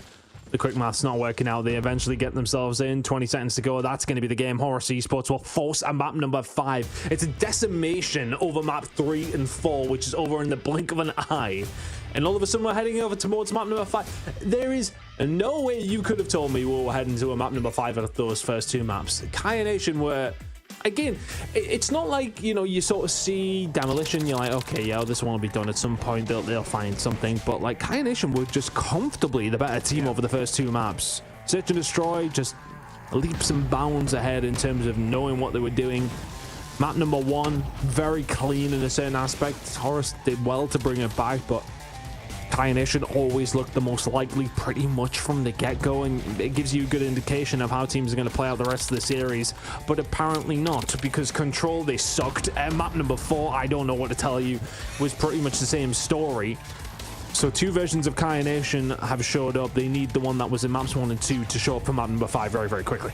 You know what's wild is I actually have to go check, but I'm fairly certain, and maybe I'm incorrect here, this is going to lose my credibility as a caster a little bit if I get this incorrect, but I'm fairly certain that Kai Nation might have got more points in their Hardpoint versus Status Quo than they did in that matchup versus Horus Esports. Yeah, they did. Okay, I just double checked it. I fact checked myself. I'm correct. They got more points on Hassi and a Hardpoint versus Status Quo than they did versus Horus Esports there on that Apocalypse Hardpoint. A more competitive matchup. I don't know what was going wrong for Kai Nation, but they could not win a rotation at all. And I've got to give a special shout out to Kato, because that might actually be one of the highest KDs we've seen in a single match. The entirety of that might be one of the highest KDs I've seen in a single COD Mobile match the entirety of 2024 in COD Mobile. I don't think we've seen one better than that, and we've seen some whopper matchups, right, with like Team NBA getting slapped up early on last season. Like, we've seen some crazy matchups, so that is an incredible performance coming through from Kato. Yeah, really, really good. And look, I don't want to maybe... Are we being too harsh on Kato potentially? I think have Horus just stepped it up? Maybe. It's hard to say though. Like it's just been very, very different games. It's kind of like the first 2 maps were relatively close but comfortable for Kato, whereas these last two have been complete whitewashes. We head over to a map number 5, and I honestly, how did they bring it back here after those 2 maps? The momentum is purely with Horus Esports. Now you would expect it to close out in their favor with the way that these last 2 maps have went specifically, but who knows at this stage? It's Call of Duty, mate. We very much we don't know. Yeah. I mean, honestly, I think all expectations are out the window now, to be honest with you. I mean, like you've said it right. I mean, at the start of this series, it looked like we're seeing a very different Kai Nation to the one that is now we've seen in the last couple of maps were in control. They didn't look like they were in the game whatsoever. And I think that was mostly expected, and maybe a little bit more competitive, but it was expected that control would be where they were weakest against Horus Esports. I certainly didn't expect that Apocalypse Hardpoint though, and I think that's kind of the thing for me where it's just like, do they get their form back here as we go into this Game 5 Express? I don't know. It's worth saying though that Express is one of the mixiest search and destroy maps we have here in COD Mobile. So many situations come down to just butting heads on site and hoping for the best, and all of this of course for a spot in Challenge Finals, one Express search and destroy to decide it all. Johnson will find the opening kill. Find a second on the hit. My God. That's Jekyll and Hyde from Kai Nation so far. Yoju setting up here as well. On the defensive side, you would think with how good their snipers were in map number 2, this map should favor them. Still a push coming in over towards the A side here from Horus. And into the middle of the map is going to find nothing, and Kai Nation eventually walking up. So there you go. Dusha now left in a 1 versus 5. All the best. Well, I said it. Sometimes it can just come down to he wins those opening gunfights on site. This time around, it's Kai Nation that get it done. Dusha in a horrendous situation here. 1 versus 5. Bomb down, sat in the locker room, and you've not bought yourself a locker. Dusha about to come headfirst in towards Dixis as well. He's got the better weapon for the situation, technically speaking, so he should be able to take Dixis out of the equation at least, but you've got to hit your snipe, and you can only see the hair on the top of Dixis' head. That's information for Dixis here with 40 seconds left on the clock. You're essentially shattering the game plan for Dusha, or what was kind of left of the game plan anyway, in a 1 versus 5. This is so difficult to pull off. You're living on a dream. Yoju will find it. I'm still caught out by the analogy. You're in a locker room, but you didn't buy a locker. Yeah, I don't know. It's all, I was just thinking about, you know, what you could do in a locker room. You know, what could you do? And it's just nothing. So that's it. Yeah, there's not a lot. GG's. Why are there lockers there? What is it? Okay, here we are. I mean, over towards B. You've lost me entirely. Indeed, also find one to open things up. And we're just going to send it over towards the site. What's going to work out for Horus? All versus 2 in their favor now. Some good shots coming through. John Snack will find one back. Him and Yoju buttered up, and that bomb will go down over towards B. Snipers out here is not the worst thing to have. But our Horus Esports going to give you the opportunity. Well, Kato did. Now a 2 versus 2. This is achievable. Gotta check the corner though. DDoS is gonna be sitting there. Yeah, DDoS is gonna catch Yoju off guard. Better weapon for that situation as well. John Snack gonna get cut short by hit, and yeah, 50-50s over towards B. This time around, gonna be won by Horus Esports.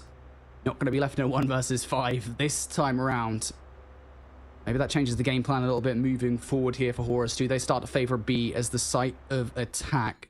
Of course, Kai Nation off the start do have to split their forces a little bit here. They're going to do exactly that. So it's going to be a 4 versus 3 on site. Now a 5 versus 3 as Hitmarker joins the fun, and at the right time as well, he takes down Dixon. Tabazin just like that. There goes Esterossa as well. 3 for Hitmarker. Horus Esports blowing the site wide open. And that's why, generally speaking, you do not see teams on the defense split your forces in the way that they've done. Hitmarker's looking for the ace in the round. Number 5 right in front of him. Hitmarker trying to get it done with a pride fight as well. A melee for the ace, and Hitmarker is going to get it done. That is simply disrespectful, my man. And that is the kind of round that can give you some serious momentum. Horus Esports finding 2 back-to-back, and it's with Hit finding 5 in round number 3. Kai Nation, you thought when they came into this 5th and final map, they found that first round and maybe things were going to change, but since then Horus Esports are starting to take over. Yoju now on his way over. DDoS will find the first, and there may be some more in line here. Nation, we're in okay position. Yoji's gonna just head on out and gets taken down pretty much straight away. It's a 4 versus 2 in favor of Horus. Players relatively split up here in the situation as well. Yeah, Tavison going to get cut short. Esteros is not really in a position to trade things out, and he's been spotted out as well. Surely Esteros is not long for this world. Somehow manages to climb in towards the train. Oh, almost gets away, but it is not to be. Horus Esports starting to gain some momentum here as S&D now. 3 rounds on the bounce. Kai Nation now need to start figuring things out on the defense.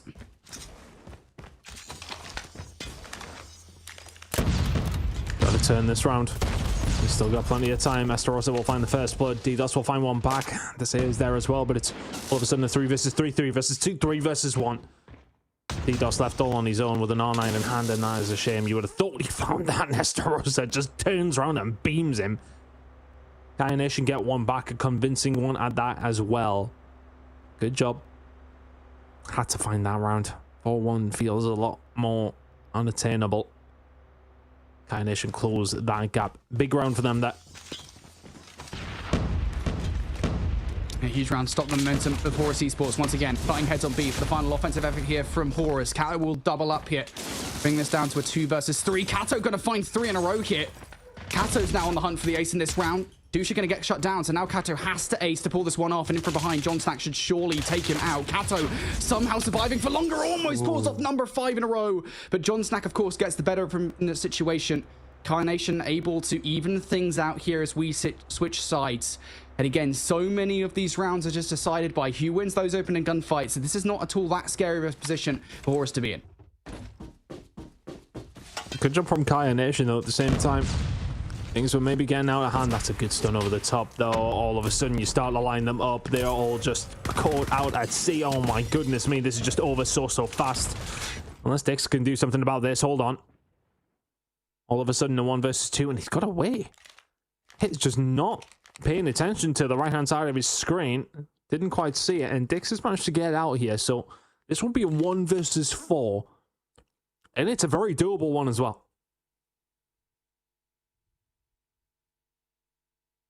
This is definitely possible. It depends whether or not he's managed to catch either Desai or hit separate out from one another. Yeah, Hitmarker's not going to allow that one. He must have jumped through the elevator or something to get that shot, because he did not see him. That is a crazy shot coming through from Hit to get the final kill. 1 versus 4 will be denied. Horus Esports starting things strong here on the defense. Just 3 rounds away from getting their way in towards challenge finals over the Kai Nation squad that looked good versus status quo. Esteros are going to draw first blood here. Esteros are going to find a second off the start of this round. Numbers for Kai Nation, and it goes even more lopsided as well as Hitmarker goes down to say. And Dusha left up 2 versus 4. Yeah, these all-out gunfights over towards B. It feels like they've been favoring Kai Nation. Bomb will go down. Such a difficult task now for Desai and Dusha. Coming at different angles though, and Tapizon will get taken down. Do they all spin around looking for him? Next gunfight's crucial, and Esterosa will find his 3rd of the round. Dix will be there to clean things up as well. 4 apiece between these two. We may well be going the distance here. Hard to separate them right now. Horus Esports did have themselves a 3-1 lead. Very quickly, we're at 4-4. Man, it's just Express Search and Destroy is built for these Game 5 situations. Has been for years. One of the most iconic maps in Call of Duty esports history for Search and Destroy. Now it's given us a banger here for Game 5 versus between Kai Nation and Horus Esports. Kaya switching tact a little bit towards A they go. Esteros are already down for the count though. Might give Kai Nation remit to rethink how they're playing this round out, especially as Hitmarker is now trying to retake control of the site a little bit more. Dix decides the best way to even the odds in this situation is to get the bomb straight down. Is that an error though? Yes it is, as Hitmarker takes them down. Bomb is not planted, and the number's not in your favor. Yeah, they got the trophy down. We're like, oh, okay, we can plant the bomb now, right? No, that's not how it works, unfortunately. Just very much there to cover the site. Really good job coming through from Horus, who are about to put themselves in a 5-4 lead. Unless John Snack can pull off a miracle here in a 1 versus 4. It's just so difficult, even with a Tundra, right? Gets a bit of bad time in there. 1 behind them, 2. Desai will clean it up. Horus Esports 5-4 to the good. 2 rounds away from a spot in challenge finals. Horus blinding Kaya Nation here. Just the smallest bit of decision making, changing the fate of Kaya. Kaya now B hit for them. Again, who's going to win these first bloods? The joust is on, and it's Dix and Tavison that get the better of Horus Esports. Dusha and DDoS, though, trading things out. DDoS looking for more kills with the R9. He's going to find a double. Yoju now, 1 versus 2. Huge round. I would put Horus Esports just 1 round away from the series win. And I don't think Yoju knows the 2 towards the backside. He is going to spot them with the R9. This position is not going to be good enough because Dusha is up and close and personal. In your face, the pistol to it. 6-4 now, Horus Esports. You're 1 round away. 1 round away from cutting out Kaya Nation from this season of the Snapdragon Pro Series. Looking to get it done here. You lost the search and destroy earlier on. This would be for the reverse sweep in this series.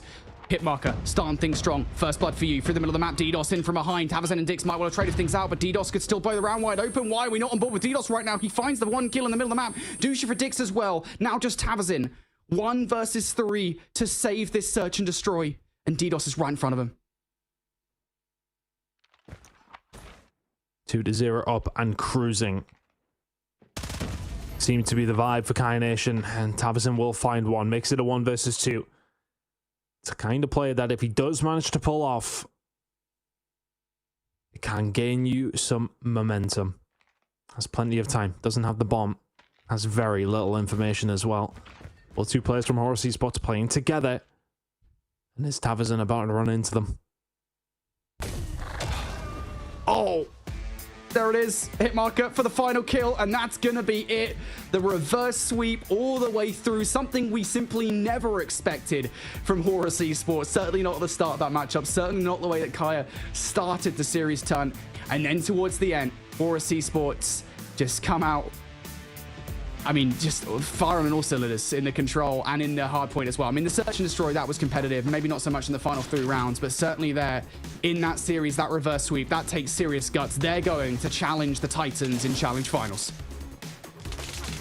I honestly just left speechless at the end because it was just, I think it's almost like, you know, if a reverse sweep happens, it's very, very close games. Back and forth all we go all the way through, then it's kind of understandable. But Kaya Nation were, I mean, look, it was a 25-point game in map number 1, admittedly, but they were in control the majority. Map number 2 controlled it.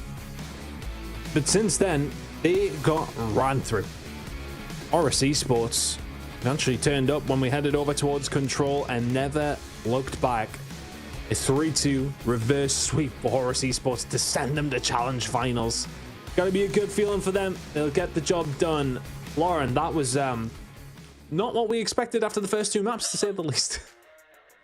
No, and I mean, talk about a way to start the day off. I think, you know, Horus Esports didn't want to give up their opportunity to continue on in the competition. This will be a massive win for them. It's not going to get any easier from here. Challenge Finals are still going to be an absolute slugfest, but massive congrats to Horus Esports for that reverse sweep. Like you guys were saying, that takes a lot to be able to pull that out here in the final hour of the regular season. And now we get to see what they can kind of bring to the table with the top 4 squads, which also means we're now done with Group A. This bracket has completed itself. We only have 1 more match left coming from the Group B side of things to close out the day and figure out which of our last 2 squads we will see in the next stage of the competition. And that one's not going to be any easier than what we just saw here between Kaya Nation and Horus Esports, because now we've got Tribe and Hydra right around the corner. So Brody, I mean, like, can you guys make it through another back and forth matchup? I mean, look, to quote Jeff Goldblum, it's main event time, okay? This is the one we've been waiting for, right? Tribe versus Hydra. I am so hyped for this. This is going to be such a great matchup. Jeff Goldblum quote. Have you not? Right, we're gonna have very a well known one, break. apparently. We're gonna have a conversation in the break about Thor Ragnarok, okay? And the fact that you don't remember this. Regardless, Tribe versus Hydra, it's gonna be a great matchup. Like I said at the start of the show, I do not think it is a guarantee that Tribe have got this one in the bag. And yeah, I cannot wait for another competitive series. This is gonna be great. I can't wait. All right. We're gonna get to that match in just a second. Before that, we're gonna make sure we send it to a break so I can do some Google fact checking here on Brody with that quote. See if I missed something. And while we're doing that, also for everybody at home, if you could scan that QR code up on your screen, it'll take you on over to our survey. You can give us your thoughts about SPS, about Brody's quote selection here for the show. And if you do that, you'll be entered in to win a $100 gift card for the giveaway. Super easy, super quick, and we'd love to hear your thoughts on everything we've got going on here so far. But like I said, it's time for a short break so we can prepare for the second and final match of the day. So don't go anywhere. We'll be right back. The Snapdragon Pro Series is brought to you by Snapdragon Elite Gaming, Samsung Galaxy S24 Ultra, Monster Energy, DHL, and the United States Air Force.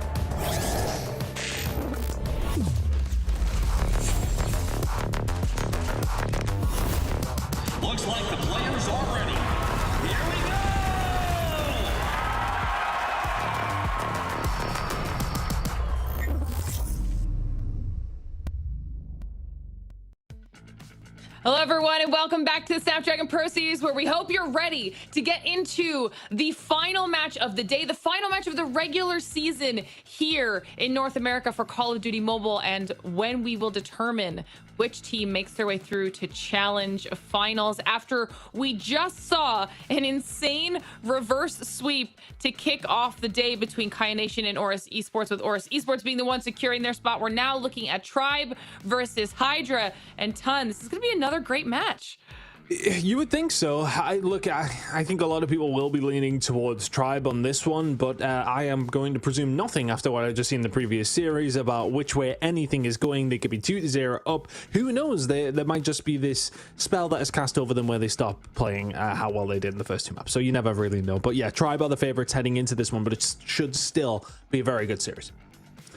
Yeah, definitely. It's like I've said time and time again, and it's maybe a meme at this point a little bit, but I do not expect this to be Hydra being walked over by Tribe in any real way. I think Tribe, especially looking up against Nexus last week, looked like they were not the perfect Tribe that we would usually want to see. Losing that game 5, I think, is definitely going to hurt them somewhat. So, yeah, I think Tribe's still got to step things up a little bit, because Hydra are the kind of roster you do not want to underestimate them. And I am very curious, before we get into this match as well, what Tribe's roster is gonna look like, because I know there was commentary last week about whether or not they should be bringing Marshy off the bench for this series, whether Marshy actually wants to be off the bench for this series. I kind of hope he is. I'd like to see Marshy back on the lineup. Well, that'll be interesting to see once we do get into the matchup. Before we do that, though, we need to take a look at our picks and bans, see what our teams are bringing to the table here for this series. And we're starting things off with an Apocalypse Hardpoint here, Brody. Yeah, Apocalypse is always a fun one. We literally just saw it, and I think it should be a good one, I think, for Tribe on the whole as we get into this best of 5. Looking across the series, though, Fire and Range Search and Destroy. Welcome to COD Mobile. Arsenal Control also in there as well. Hacienda Hardpoint as well. I mean, this is a very standard COD Mobile. This is like, if anyone was to ever ask me what does a COD Mobile map set look like, yeah, here it is. This is a COD Mobile map set and a half. Yeah, I suppose Apocalypse is the only ever so slight, I want to say, a tweak that you would maybe have in that one potentially, but then other than that, you're absolutely right. Yeah, Arsenal Control going to be coming in as well, so that could be an opportunity for Hydra to maybe try and find something there. But very, I think if you want to say fundamentally good maps for a lot of these teams and how they do play across COD Mobile, so especially that Hacienda one could be coming up to that map number 4, but I think if you are Tribe, you're happy with the start of this. Fire and Range is absolutely a map that you could go on the win, and then we head into an Arsenal after your pick of the Hardpoint and map number 1 as well. I think they're going to be relatively happy, but let's see what Hydra can bring to the table.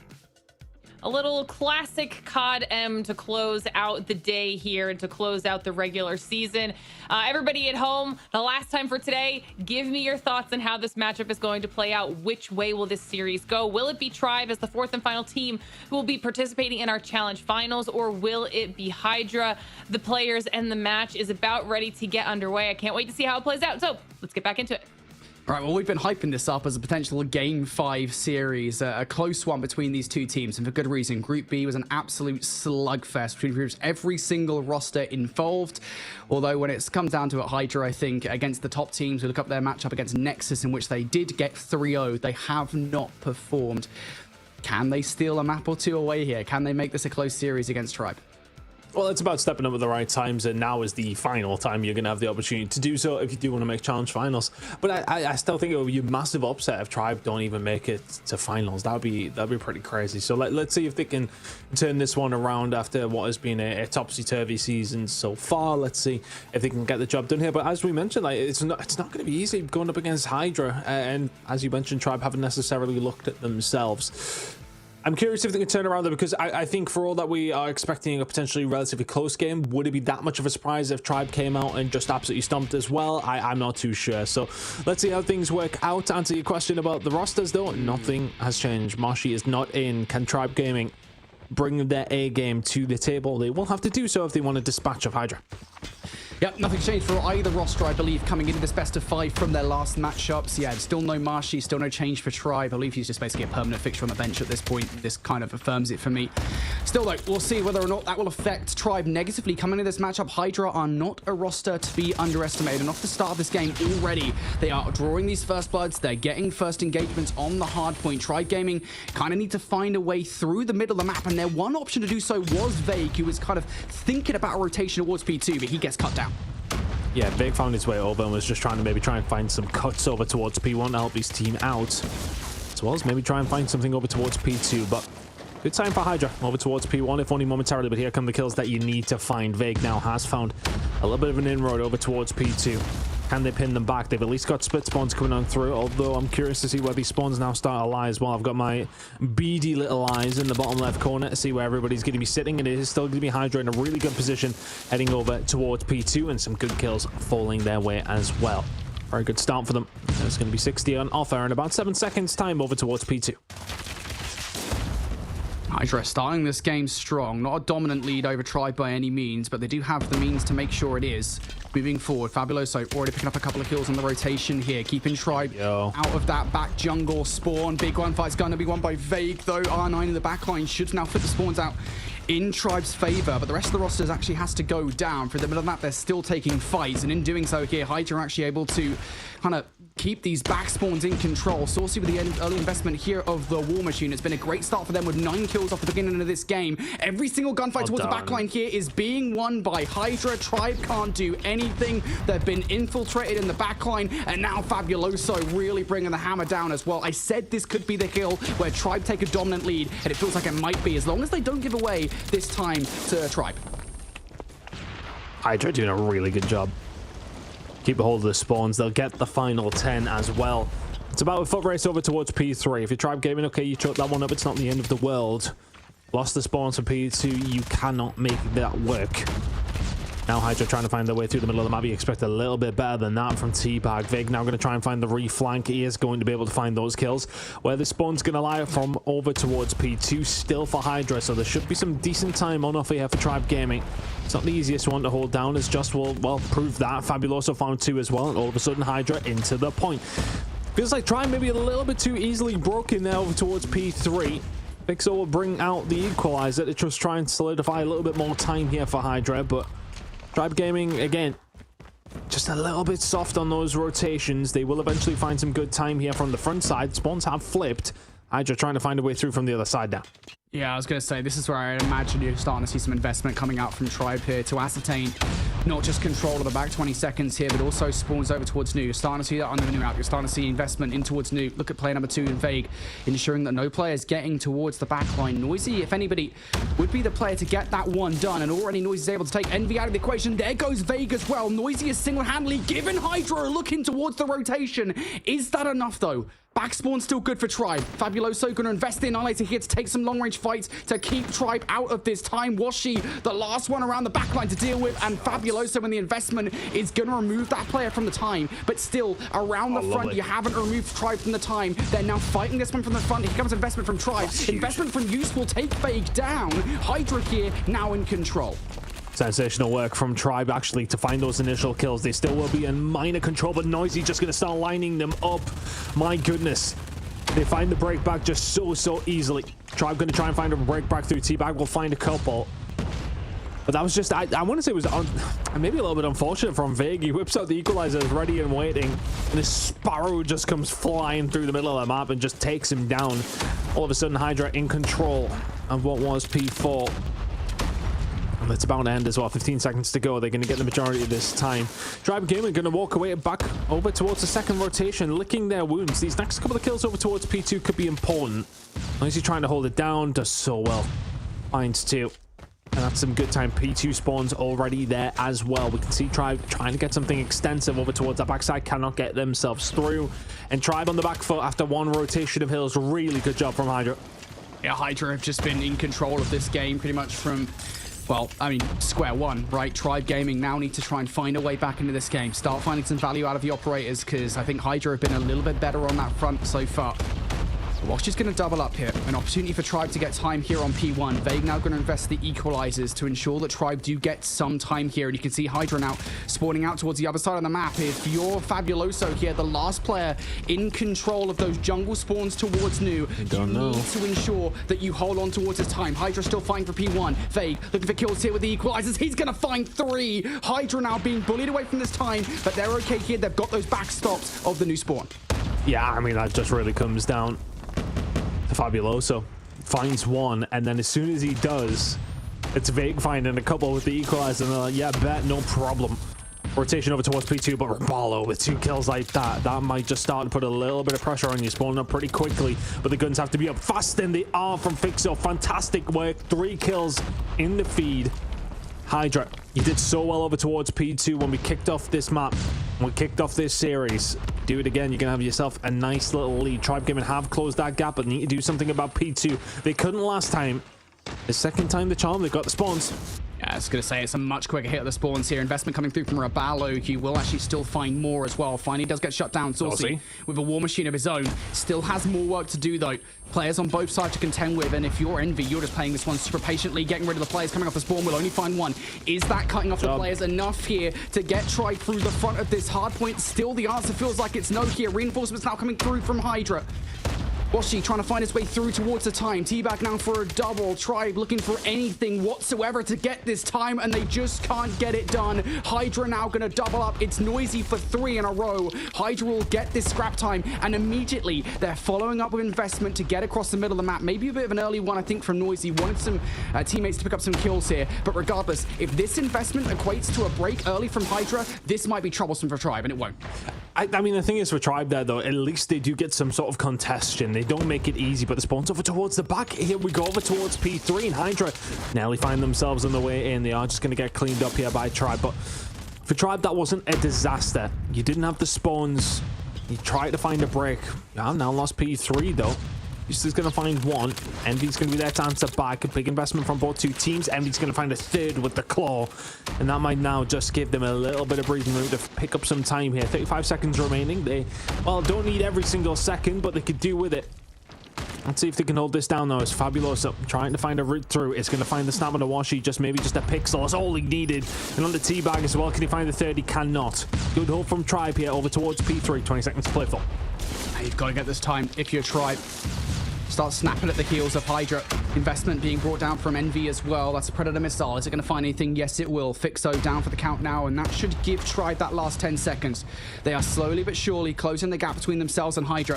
If they can get these back gunfights as well, it would spell disaster for Hydra. That seems to be, for the most part, exactly what's happening. There was one player towards the back line. They're going to get shut down. Fabuloso will find a couple of kills, though. Tribe Gaming now on their way, starting to challenge this early time over P4. Hydra winning the vast majority of the gunfights. The kill feed will light up blue, though, and Hydra should be the first team to touch here on New. Tribe, what do you got to try and break this? It's a clean setup.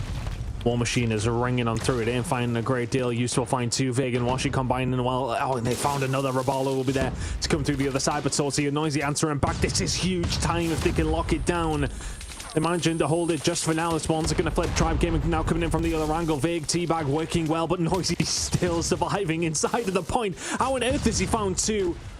Doesn't get the 3rd, but then here comes the investment from Hydra. Saucy will bring in the War Machine. They're still in control. Saucy fighting for, my goodness. That's such a huge investment. Vague's able to find 1 back, but it's Hydra on top. They get the majority of the time. They will hold it down. And Tribe Gaming, they've got a long route back here now. Yeah, that was a huge hard point coming through from Hydra. Again, Tribe were only, what, 20, 30 points away from taking the lead away from Hydra. 1 break, and they probably would have got it done. So Hydra to walk away from that hard point with a full 60 over Tribe is huge. Now, Hydra just 35 points away from taking map number 1 over Tribe Gaming in a series that might potentially eliminate the Titans from the entirety of this year's competition. What a statement that would be. Tribe now looking for control, though. Looking for the 40 seconds off P1. Hydra still in control of those P2 spawns. They're going to go for it. Investment coming through from Used. T-Bag, Vague, Raballo, though, all finding kills. Used needs to find something with the Sparrow, and he only finds 1. And off the back of that flurry of kills, Tribe flip the map in their favor. It's going to be one. I was about to say it's going to be the first time they get the P2 spawns. They still do have them. Problem is, though, they can't let Hydra get all of this time. They're going to be so close. And Tribe are not going to be too far away. If they can hold down a full 60 over towards the next themselves, they're going to get some decent time. That could be a huge gunfight.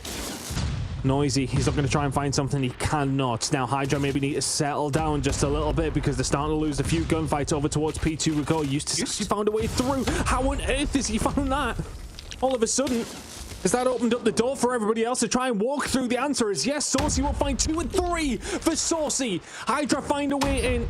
Tribe Gaming, you had control, and Saucy is just lining everybody up at 6 in a row. The War Machine is out, and that might be game. Might be. Tribe not even getting the close spawns as well. All you gotta do is just fire these War Machine bullets down range, and it's gonna be GG's. Hydra looking to bat away. Tribe Gaming here in game number 1. Saucy will piece up a couple more players as well. Can anybody from Tribe even touch the hill for a contest in time? Raballo finds one over the top, but no more than that. Hydra with a statement victory to kick off this best of 5. They steal map 1 away from Tribe. I mean, Saucy towards the end, that was ridiculous. I think we've seen 6 in the space of a few seconds when they're coming in off the respawn, then brings the War Machine and puts the pedal down. Crazy. It just felt like Tribe Gaming were backs against the wall from the get-go, though, right? It felt like they were always behind. They were always trying to find a way back into the game. And it's just not the way you can play Hardpoint. It's just so hard to win a game when you are constantly chasing your tails.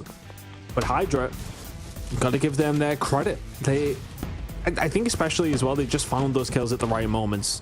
You think back to specifically over towards P4 on that first rotation. Tribe had a really nice setup. They had a couple of operators invested. They were ready to go. And the operator usage from Hydra was fantastic. It was sparrows into certain corners that players are typically going to sit in when you're trying to find that breakover from the side. They weren't specifically, not from the ruins on towards the huts. And like moments like that get you into the game, put yourselves a little bit of a gap, and then you see Saucy. I mean, how many kills he picked up towards the end? It was absolutely insane. It was when you found this break initially, that's what set off the chain of events that led to Tribe Gaming falling in map number 1. I mean, that is just a crazy map number 1. 45 and 34 from Saucy is top of the pile, and rightfully so. Yeah, Hydra just look actually insane right now. Their map control as a team as well. I think this is something that, you know, generally speaking, we as casters sometimes don't give teams credit for enough is, you know, when the teamwork is on point. And right there, it was absolutely on point for Hydra. They knew as a team the right way to move across the map and break Tribe at the right points in those games. I've got to give them a big shout out. I think it was P4 in the second set. That was the moment for me where it felt like it was decided between those two teams, where it felt like Hydra were like, look, you know, Tribe, they were snapping the heels. They were only 20 points away. They almost immediately break the control that Tribe have over P4, what little control it was, and they hold for a full 60. It wasn't the game-winning moment for sure, certainly towards the end. I think Saucy got that one down, but still, it was a big reason why they're able to take it away. So Hydra start this series 1-0 up over the Titans in Tribe Gaming. And again, a reminder, folks, that if Tribe Gaming lose this series of Call of Duty Mobile, they are done. They are not going to be at World Champs, which is insane. When you talk about the trajectory of these players over the course of the last year, you talk about Seminole, right? You talk about Seminole going into World Champs 2023, being like the story effectively, right? And kind of that story evolving to the point where now we're looking at a series where, look, I know we're only 1 map deep, so we're getting ahead of ourselves a little bit here, but there is a world in which they don't make it. I mean, the performance hasn't been so what we expect, though. They haven't quite been able to bring into the table, especially comparatively to Status Quo and all the other guys. It's not necessarily been what we really expected. Let's see how things go down, though, because there is still plenty of this series left. I think it was just, there was that one moment though for them towards that final rotation, that final P2 that you had. You get that hill, you hold it down, all of a sudden you're within touching distance. It could go either way. They do not find it. So we'll go to a search and destroy now. Over to firing range. Can they bring it back, or will Hydra put another nail in the coffin? The Tribe here, it has not necessarily been the best of seasons so far, but things can change very, very quickly, and although things can just continue the same way, because Saucy finds 2. Washi can answer back. It's a 4 versus 2 almost instantaneously. Here now in favor of Hydra. Tribe will make this a little bit more manageable, but still, yeah, I don't know if that really matters, given the fact you're in a 2 versus 4. You've got no choice here in this situation but to play this individually. Look for something. Fabuloso playing for information as soon as he spots out Washi in the situation. I was going to say he's just going to play for the for the teammates to come over towards B. Instead, he will decapitate Washi in this situation. Leave Envy in a 1 versus 4. And I'll be honest, if you want anybody, you probably want Envy, but still, it's a big ask. That's tough. Very tough. Envy shot nearly. Unfortunately for you, it used to sit there with the R9 in hand. Hydra find the first round. Nice little bit of momentum to take them into map number 2 after what was a brilliant map number 1. It may well be ticking over to about 3 AM here in the UK for me and Brody, but we are gassed for this one. Hydra. Good start for the search and destroy. I think it might have actually been a clap from Saucy to kick things off.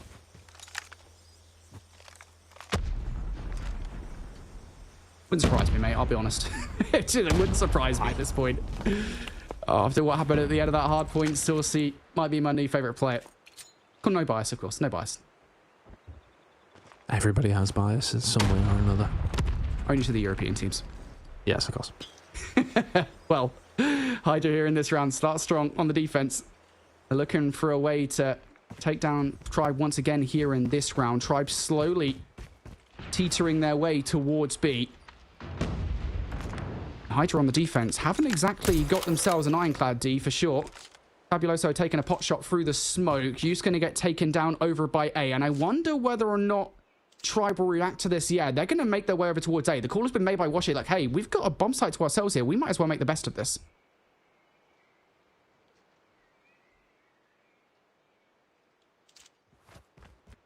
They do have the number advantage. How long? Oh, well, no, they can add to it. No, he gets caught out. So these close range gunfights have started to go their way. Vig now in a little bit of trouble with everything going on over towards the A side. Fabuloso will find him. That bomb is now down. Office is 3 in favor of Tribe with the bomb down. This should be there around, you would think. And Washi's going to pull Fixo out of the round here. So again, it's a situation we were talking about Tribe in the previous round. Now, the onus of Fabuloso and Saucy to do something individually. Saucy will start well enough. Saucy continuing on. Never a doubt Saucy in these situations. Now a 2 versus 2. Saucy looking for more. Will get cut down, but the call will be made to Fabuloso as to where these last 2 players are. Envy is having none of it. We'll trade things out. Big adaptations coming out from Tribe in that round. The rotation over towards A. The call was made. I believe it was Washi. It was over there first to say, hey, look, we've got a bomb site free. We're going to make the best of this situation. Make the best of it. They do. Tribe will even the odds. Yeah, Saucy believing in his own hype just a little bit there. After those first 2 kills, go for the chal almost immediately. If he waited just a couple of seconds longer, his teammate was on the flank. Still, it would have been a tremendous round if they could have found it. Tribe to eventually get a hold of it though. And now playing the slow game. Just waiting for a push either way. That's a big grenade over now towards Vig. Very, very weak. Will get out. So back to square one here for Tribe Gaming. What's the player? Which way are you going?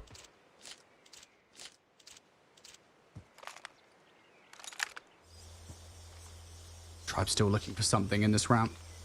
Some kind of first blood. Hydra not giving anything away for free. And that's the problem here for Tribe. They've still got a wealth of time to make this one work here in COD Mobile, of course. S&D rounds are just a tad longer than they are in mainline. They feel a lot longer though, don't they? I mean, they are a lot longer. I think they're a whole minute longer, I want to say. Tribe Gaming looking for the first blood. They're not going to find it. Fabuloso is going to be the one to get that one done. This is now awkward for Tribe. Yeah. When you leave it this late, you do have to start to move very, very quickly.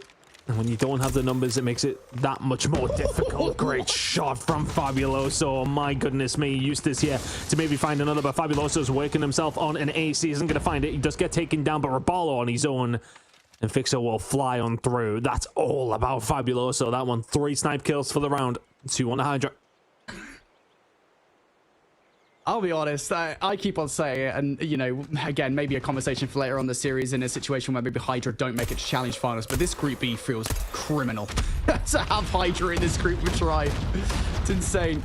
On the start of this round, though, Use going to get cut short. First bug for Tribe. Utility over the top here. Smoke will give Tribe the coverage to get the bomb down over towards A. T-Bag going to get cut down, though. All of a sudden, around there might be going in Hydra's favor. Vague will trade things out to a 3 versus 3, and the bomb should still go down over by A. So this is fine for Tribe. You're going to be able to play off this post plant. Hydra now need to find a way through this site.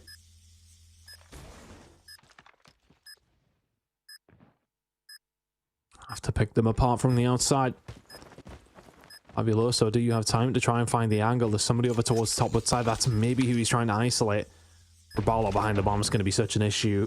Envy has already found Fabuloso. Isn't going to get traded.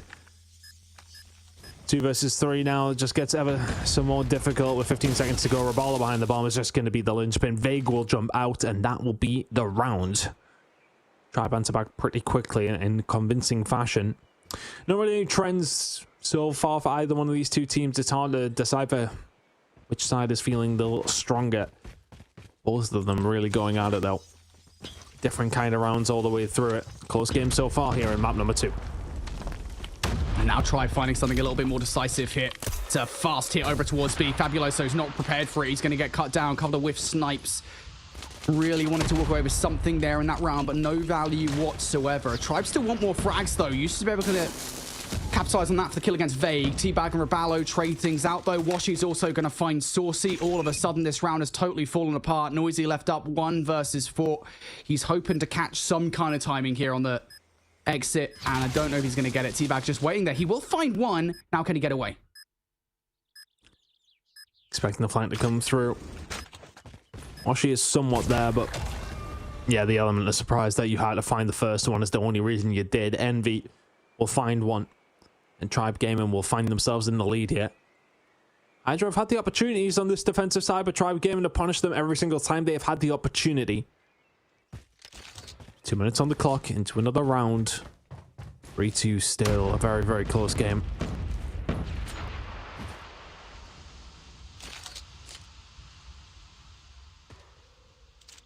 I like the adaptation coming out here from Tribe immediately now. Transferring over towards A. What a nade over the top. Lovely set nade from Washi. Removes Use from the situation. You still know that you've got to deal with Fixo inside the trailer. And of course, Saucy towards American side. So there's a lot to contend with here. There's that 1 kill. Fixo evaporated right in front of our very eyes. There goes Saucy as well. Washi will find even more value. Why would you even doubt him in this situation? Fabuloso, 1 versus 4. Will trade out Washi, but now you know where he is. And they won't Charlotte either. They won't even give him the opportunity to try, but not on that team. Just not a hope in hell. Fabuloso, this will be euphoric if you manage to pull this one off. I mean, we're back to back inside of tin. T-Bag is about to eviscerate him as soon as he walks over the top of the stairs. Ooh. That was Vague in the end. I wasn't worried. You made a worried noise there. I was not. He got in. He got into the trailer. He got further than I thought he was going. He can't shoot in 3 different directions. Honestly, with what I've seen so far this series, mate, I didn't want to count out the possibility. You know, you never know. These guys might just start spinning around, taking 3 pieces left, right, and center. Not going to happen, though. Switch sides now. Hydra on the offense. They want to start this round fast and furious. They're going to overwhelm Envy towards the backline. Vague goes down in sight as well. The adaptation is actually pretty good here from Tribe to immediately get some coverage over the top over towards B. You're looking to try and take these guys down before the bomb gets planted. Rabalo not able to do that, though. So this bomb's going down whether you like it or not. Great job from Noisy. Second goal was important. Washi now in a really, really tough spot. Nade out. Should be solid. Not solid enough.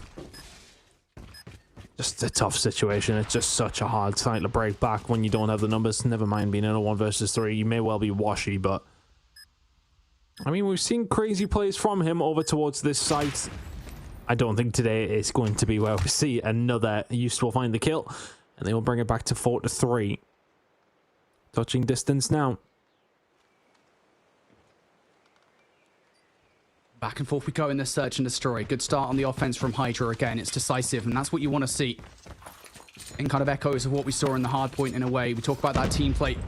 Seems to transfer well enough across the search and destroy. Here we go, aggressive once again, but Washi gonna draw the first blood. Hydra don't really seem that discouraged from overwhelming on the site, but they're still losing the gunfight. Fabuloso gonna go down. You're left up in a 3 versus 5. Was it worth it? Because you're now going to try and get this bomb down on site. You need to overwhelm towards a trailer. Teabag and Raballo just picking up corners. Saucy left up, and that is a flawless defensive round from Tribe. I think Hydra, you know, when you get that position on the site, you want to try and get control of tin, and they were really committed towards it. Didn't manage to find it. Now all of a sudden, you find yourselves 2 rounds behind. Hydra need to find something else here. Saucy with just something through the smoke though. And Washi gets taken down. It's just a painful one. Fabuloso looking for a pick as well. 2-2 split now for Tribe Gaming to try and defend against the 5 of Hydra. Pick a site, send at it, and hopefully a team can defend.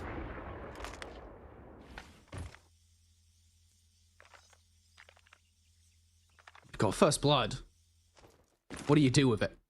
Got a wealth of options here. Tribe just trying to play for a trade. Do not give it to him. Envy almost gets the snipe there on towards Saucy. That's a big head to take down if you would have got that frag. And if I'm Hydra here, I don't know if I'd play as scared as this. Granted, I probably wouldn't be doing anywhere near as well in a matchup versus Tribe, but still, they are still very much reeling from what happened in the last round. I think they're kind of cautious about making their way over towards A, and in doing so, they do gift that trade out towards Envy, now a 4 versus 4. Feels like Hydra need to use their numbers at some stage. They lost them though.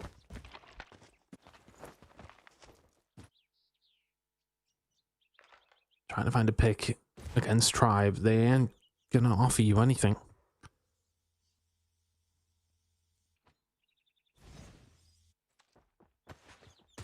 Waiting for the moment to try and find something, and this might now be it. Teabag has to be backed on down. It's going to be about Raballo staying alive inside of 10. He will find one, but cannot find the second, and that should now be A-side control.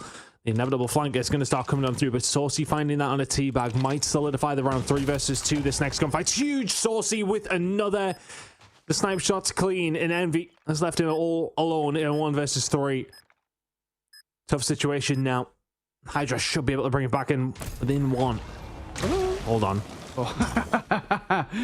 Oh boy, I was like, should be a win for Hydra, but it's Envy on the other side. Yeah, big round, and I think that the thing is there for me, I think for Hydra, even though they almost do kind of chuckle the advantage they build early on, the first blood is Washi, and that is a crucial first blood, because if you don't take Washi out of the power position that he's got over the A site, you have no control over that site whatsoever, and it's highly likely you ain't getting on it. So big head to take down. Reason why they're able to get control. Now they just need to repeat it once again. Set nade over the top. Doesn't connect in towards the trailer park. Nobody is there. This time try playing a little bit more reserved. They've reinforced the B site. And I wonder whether that's the correct play call. Whether Hydra do play into that.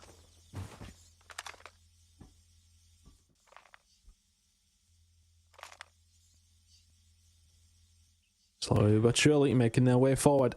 Edging their way forward. Again, Tribe are just so... I want to say just strict in their defense. They're so... The word's escaping me. As said, it's getting late. Irrelevant of that, they ain't moving. In Hydra, it's making their life very, very difficult.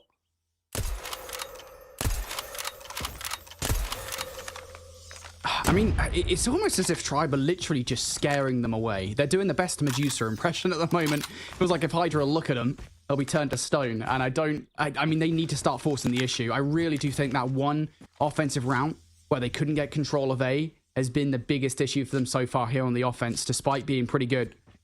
Finally, they're making a decision. Vague is playing this one so patiently. A Cobra ready to strike in the grass. Vague is going to find a couple of kills. Fabuloso does trade things out, but Tribe have the numbers on the site.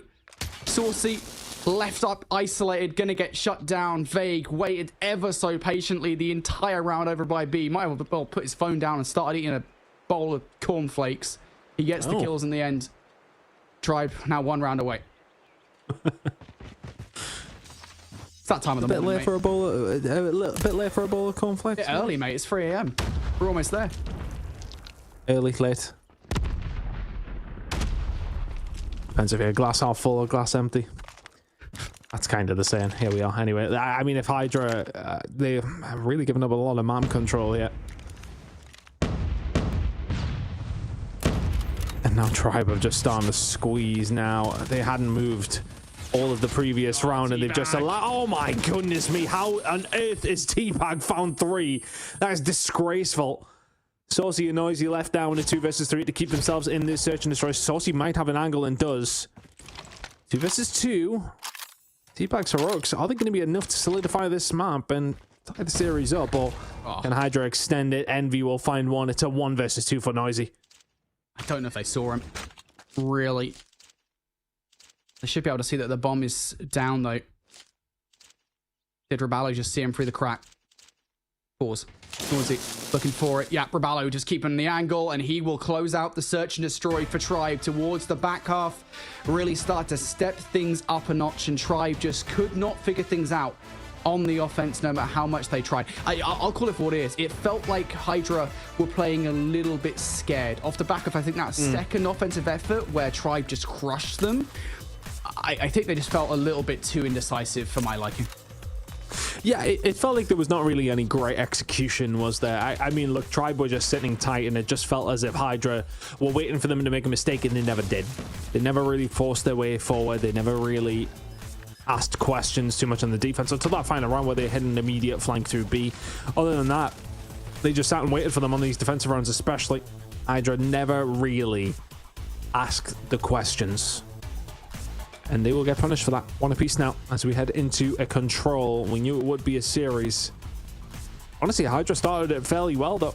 Tribe just eased their way into the game. Saucy with another good game, but not quite good enough to get Hydra through that one. Raballo and Washi combining well. Tribe will even the series up here. We will be heading over towards Arsenal very, very shortly. The series all tied up. No idea which way this one goes after 2. Yeah, it's been a weird series thus far. Again, we talked about the fact that Hydra were going to be competitive with Tribe, and I think they've delivered on that thus far. With that search and destroy, I think is going to give Tribe a much needed confidence boost going into the latter half of this series. Next up, I believe we've got Arsenal control, if my brain hasn't betrayed me. Maybe we do, I don't know. There we go. It's 3 a.m. My brain might mess me up at this kind of time. Regardless, yeah, it's an Arsenal control next up, and this is going to be a fun one. Again, it's one that a lot of COD Mobile teams have favored recently. Tribe should be okay. Yeah, you would think so. But I honestly was coming to the series and expecting a little bit more from them in map number 1. They don't get it done. But that was a little bit more like it in map number 2 and looking like a very, very solid outfit heading into control. Who's going to come out on top, though? Because we do sometimes... at least myself, associate a good team with being good at control. You know, the solid squads that always seem to work together. Yes, okay, but when it comes down to Arsenal control, it can be a little bit funny, especially when it comes down to these spawn traps. You can steal rounds away from absolutely nothing. So let's see how it does work out here. Both these two teams very evenly matched, 1 apiece in this series. Feels like the control could be a massive swing for one of these two teams. We would be heading over towards, I believe it's actually a Hydra. Was it a Hydra pick for? Oh no, sorry, it wasn't. It was a Tribe pick for map number 4. So if they can find this control, you're heading over towards Hacienda. They'd be feeling confident. But if you don't, all of a sudden you're having to try and force a map number 5. There's a lot of outcomes that could happen within this one, but interested to see how it's going to go down when we get there. Yeah, this is a big map, big swing game in this series again. Tribe, I think they probably did expect coming into this one that Hydra would be a competitive team, given how closely matched Hydra were, despite the 3-0 from Nexus. It's worth saying that Nexus did 3-0 Hydra in the first round of this group, this GSL group, but some of the maps are very close. I think the Search and Destroy was like a 7-4. I want to say, whether you count that as close is kind of a yeah. But the Hardpoint was, if you remember, it was like a Hackney Yard Hardpoint, I think it was, and Hydra had control of the rotation right at the end of the game. I'm pretty sure you and I were casting that, or maybe we weren't. I don't know. But it all blurs into one of this time of night. Yeah, honestly, it does blur enough. They chuckled it right in the closing moments to Nexus, so there could well have been a map steal away against Nexus in that series, but they lost it. That's why that 3-0 went down the way it did. Point being, Hydra are a competitive team. Tribe should not underestimate them. If they haven't learned that already, they will moving forward in this series. It's time for our Arsenal control, folks. A swing game in this series. Who's going to take the lead here? Tribe start things off on the defense. T-Bag, really good start here for the side of Tribe. trying to control over towards this B side. It's been a good opening salvo, the defensive side, especially if you can find this one. You do force them away. Really good job from Tribe, and that's job number one done. Don't lose those opening gunfights. They just about get the better of Hydra and can move their way forward now. And Rabalo and Co set themselves up. Washi with, of course, the best skin I've ever seen on any Call of Duty. It's at least up there. Now the push over towards a Vague here, ready and waiting with the MG42 as well. A little bit of progress being made though. Find the side of Hydra over towards A, eventually making inroads, but Tribe not panicking yet. Not panicking just yet. Kills now starting to come through from Hydra though. Maybe they will have to panic sooner rather than later. Vague comes through for the double though and clears point for now, but look at all the yellow arrows around him on the map. There's only so much that Vague can do in that situation. And I don't really know if he's done enough. These doors are so frustrating to deal with. You've really just got to slide out and hope for the best. Time this at the same time as well with T-Bag coming through the vents. Washi does not. Can T-Bag do anything through vent side? No. A is gone. Late flank from Rabalo might be able to do some damage, and it does for 3. Rabalo effectively clears house here. Can he get away with his life as well? No, he cannot. But still, Rabalo's free piece here completely stops all the momentum built up there by Hydra off the back of that capture. Crucial kills. Coming in at the right time. And now for Hydra, how do you find an inroad? I mean, they're just picking them apart right now. This works out for Tribe. If they can find a few more just to force them back, it puts them in an even better spot. Feels like Hydra are kind of going one by one at the moment. It's not working out for them. They need to try and formulate a plan, but this was kind of the problem on Search and Destroy, right? They didn't really offer anything up themselves. They would just pounce on any sort of mistakes if they could find a pick. Tribe Gaming, again, are not making it easy for them.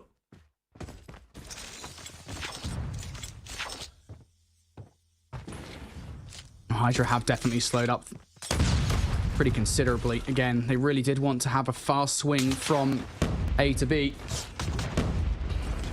Hydra now 12 versus 12. Vague for a couple of kills here. This is a big stop. Source is going to take himself out of the equation as well. Use will come through for the kill though. This is going to have to turn the attention of Washi. He's pushed all the way up. T-Bag's going to get the kill against Noisy though. Use going to get taken down by T-Bag, who finds 2. And now if you're Washi in the situation, you can kind of slow up a little bit, but now Hydra, desperation setting in, 10 seconds on the clock.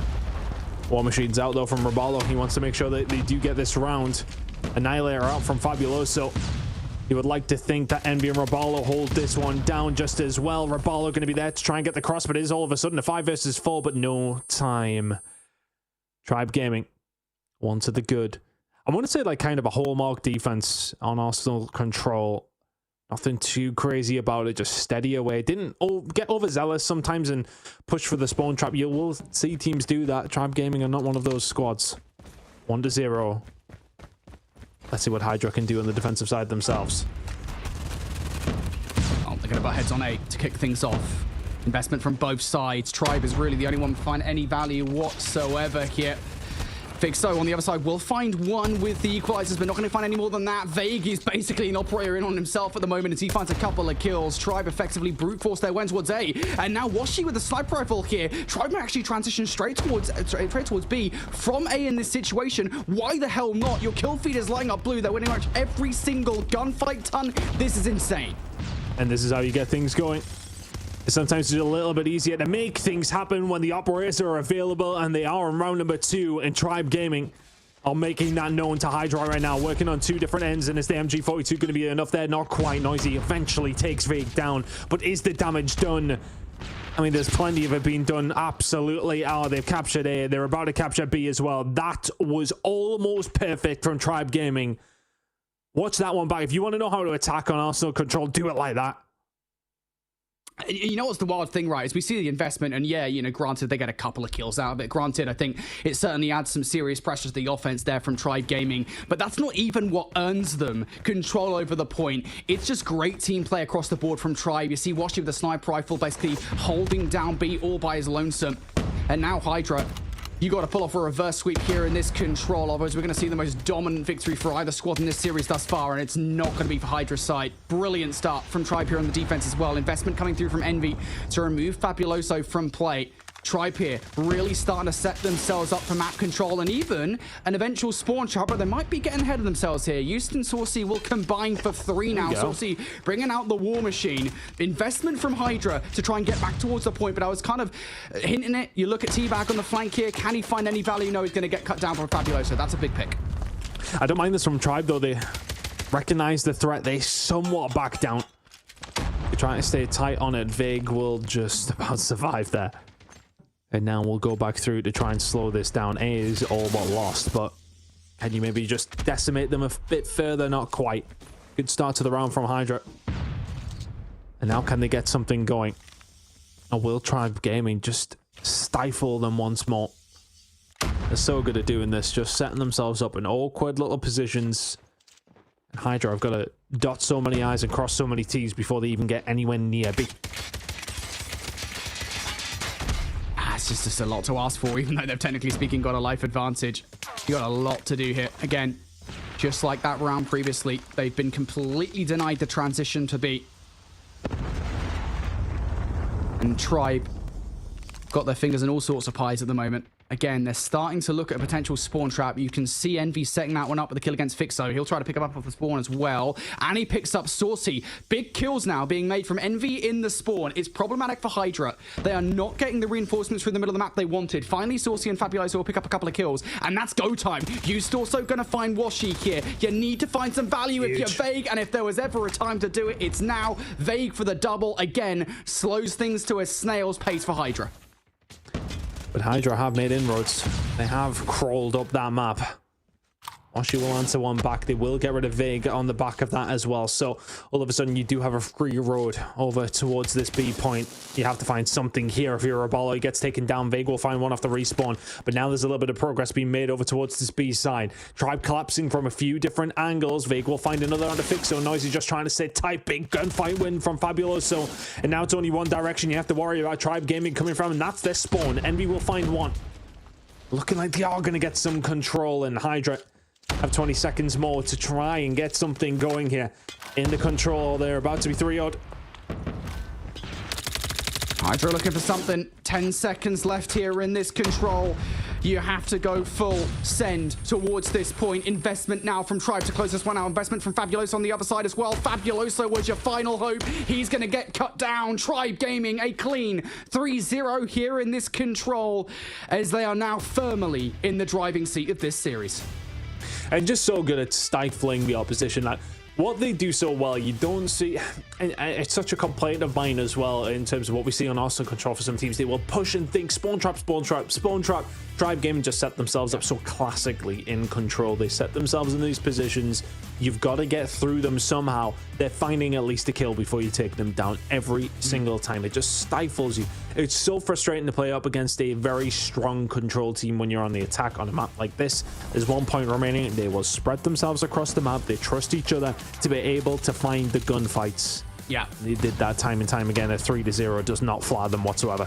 Yeah, and I think it's important to note as well, I think that it's a level of respect, right, that Tribe gives to Hydra is the reason that they don't just kind of egregiously go straight for the spawn trap that you mentioned, right? Because it is so easy to just think, right, we're just going to send 2 players to the spawn trap, and then, you know, you get ahead of yourselves, you don't actually pick up the kills, you lose map control, and it all falls apart from there. But Tribe know a roster like Hydra that have given them grief this series, right? They've got to give Hydra some respect. They lost the hard point, and we'll get into that conversation here in just a moment before map number 4. It's the reason that they don't do what you would normally expect them to do against other teams in the competition. Tribe respect Hydra, but they certainly don't respect them. The scoreline, it is a clean 3-0. Envy finishes 19-9. Shout out to Vegas as well, 17-10. Key power players for Tribe in that game. Big reasons why they're able to take the series lead here. Really good job coming through from Tribe. I mean, even T-Bag was 7-11, but we seen some one particular moment where he found a couple of kills that just shuts down an attack from Hydra, and now Tribe in a very commanding position.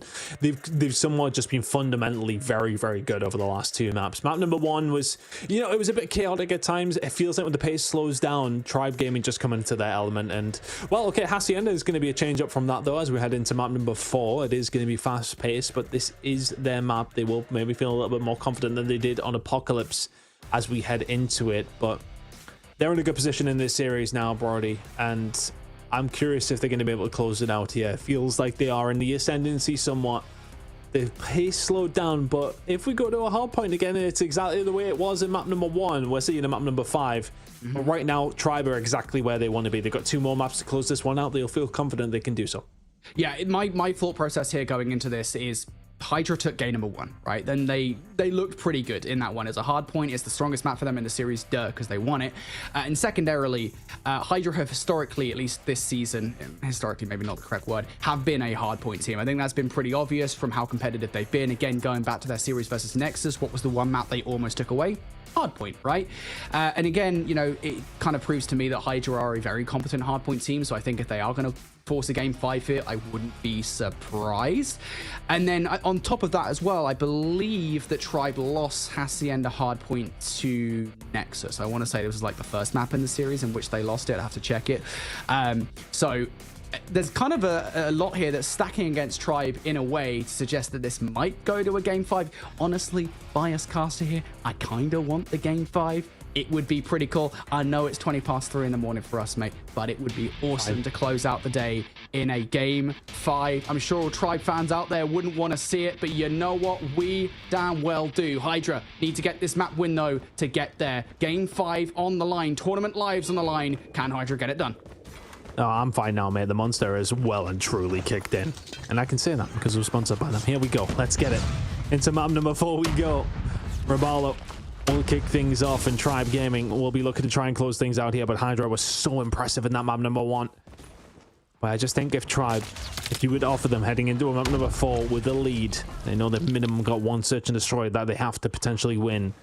And the opportunity to win something in map number 4 is going to be presented to them as well. But Hydra with a really good start. 35 seconds remaining here at P1. Hydra in complete control. A good start from Hydra. They're winning all the gunfights off the rip as well. Tribe Gaming now looking for something off the start of this game. I thought maybe T-Bag could kind of go through for the rotation towards New. He's even going to get cut down by Noisy. So as far as Hydra are concerned at the start of this hard point, doing a stellar job at early control. Use now looking for something as well. A couple of kills now. He's going to find them. Tribe starting to focus on that rotation towards New. They will overwhelm Fixo towards Lamborghini. Fabuloso now isolated. Has to wait for backup from the rest of the team, especially as Noisy goes down. No choice but to take the gunfights towards Lambo. He's going to get shut down. Tribe, they might well have lost the control over P1, but they do have control over P2 spawns. And they make it count, though. I felt like they were constantly chasing their tail when we were on map number 1. Hydra can't get anywhere near it here, though, from this side of things on water, but on the other side, going up from the car park side, they may be able to get something going. But Tribe in control here, finding the kills, and it feels like they never really found themselves a good hill to find some good time. Never seen a good hold come through from Tribe in map number 1, and already this is a little bit better in map number 4. Walking down the garage, you're holding it so far. 30 seconds to play for. Tribe in control. Tribe winning all the gunfights again. Hydra spawning out towards the backline here. So if you're Tribe, you know exactly where they're going to be spawning. Hydra quickly faced with a bit of a problem here. Do you go in towards this time or do you rotate towards New? They're going for the former of those 2 options here. They might well regret it because they're going right into the blender every single gunfight. Besides the last player will go Tribe's way. Use produces a double here that will give Hydra control. And they will get that scrap time. But again, at what cost? Because you effectively do give up rotation towards Tribe in this instance. Better from Tribe. It's exactly what they needed.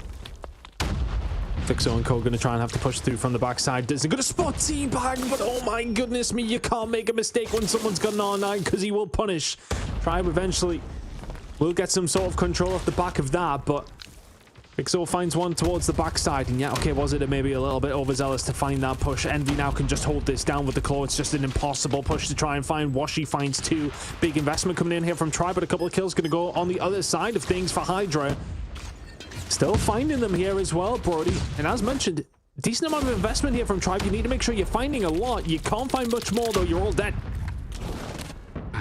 Hydra now in control for the back 20 seconds here. Tribe, I don't even really know if you bother for this, to be honest with you. Envy's still going for it. He spawned pretty close, so why not? Noisy with the claw will take him down. So Hydra will be able to get the scrap time away from Tribe. Looking over towards Nuda.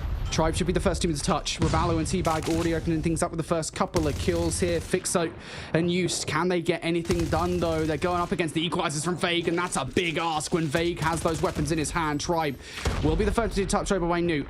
They're going to have a lot to face up on both sides of this hard point, though. Can they deal with it as investment comes through from Hydra? Yeah, the investment has to be made and used very, very well. Has been so far. Equalizers are out. Plenty of time remaining here. And look at all those kills starting to rain on through now for the side of Hydra. If you can find anything back here for Tribe, you would be taking every single part of that bonus you can. A bit of a split here, which might cause some confusion for both two teams, but Hydra are the ones in control, so they're the ones that need to make sure they're looking in a couple of different directions, working out so far. Teabag can only find one. Good hold from Hydra so far. Definitely feels like, though, with 20 seconds remaining on the first rotation, Tribe are here to play in this hard point. Not like they were so far on the back foot almost immediately on Apocalypse. They have been here. They are still here over towards P4 as the final rotation will come to a close in about 10 seconds. Tribe Gaming around 20 or 30 points behind Hydra with a really good first rotation. I'm looking over towards P2 here for Tribe again. You found some good time there, but the rest of it, not a lot to write home about.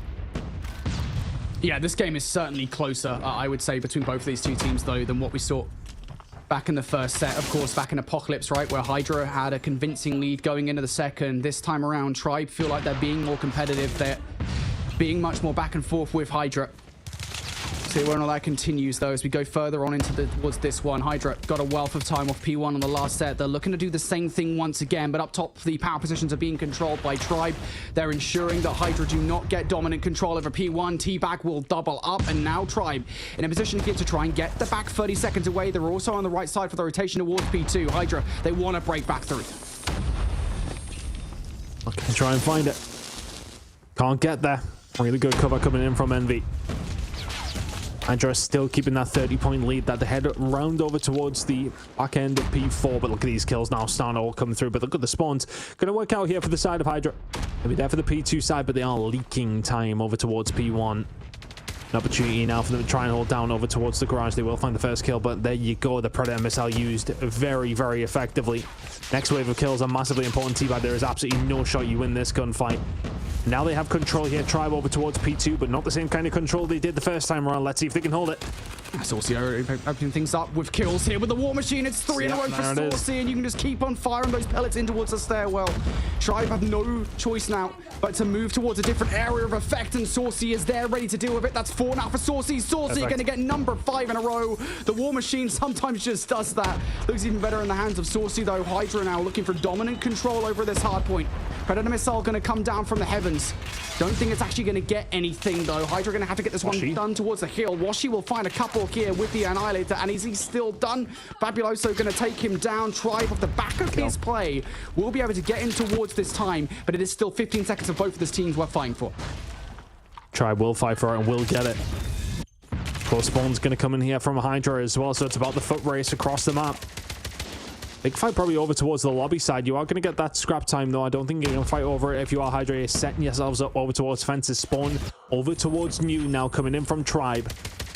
Heading into this rotation of hills, it was a 30-point lead for Hydra. That's been cut down to 20 after an okay hold from Tribe over towards P2. But they need to try and find a break. Last time around, it was Tribe here first. They couldn't hold it down. Can they do what their opponents did to them? That's an equalizer for very, very little. Fixer will just find one. And all of a sudden, is this Tribe starting to close the net? Hydra getting some good time.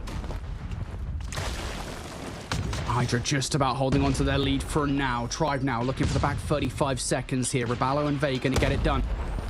Now looking to move forward, utilizing the coverage of the smoke is going to be Vague to get in behind enemy lines. Now going to activate himself for the kills on towards Saucy, and Fixo will not find more than that, though. Noisy gets past him towards the hill. Now causing problems is going to be Use. Hydra looking for the back 15 seconds here. Use going to double up. Envy dropping down for a double of his own. Tribe still fighting for this time. Envy can't produce more than the 2 kills, though. That is a big ask even for him. So that is time that Hydra will be able to steal away. And again, it's important to note, this entire game thus far, Hydra have basically had that 40-point advantage that they built up from P1. Tribe have not been able to close that gap. A good hold over towards the rock, though, and all of a sudden things do change.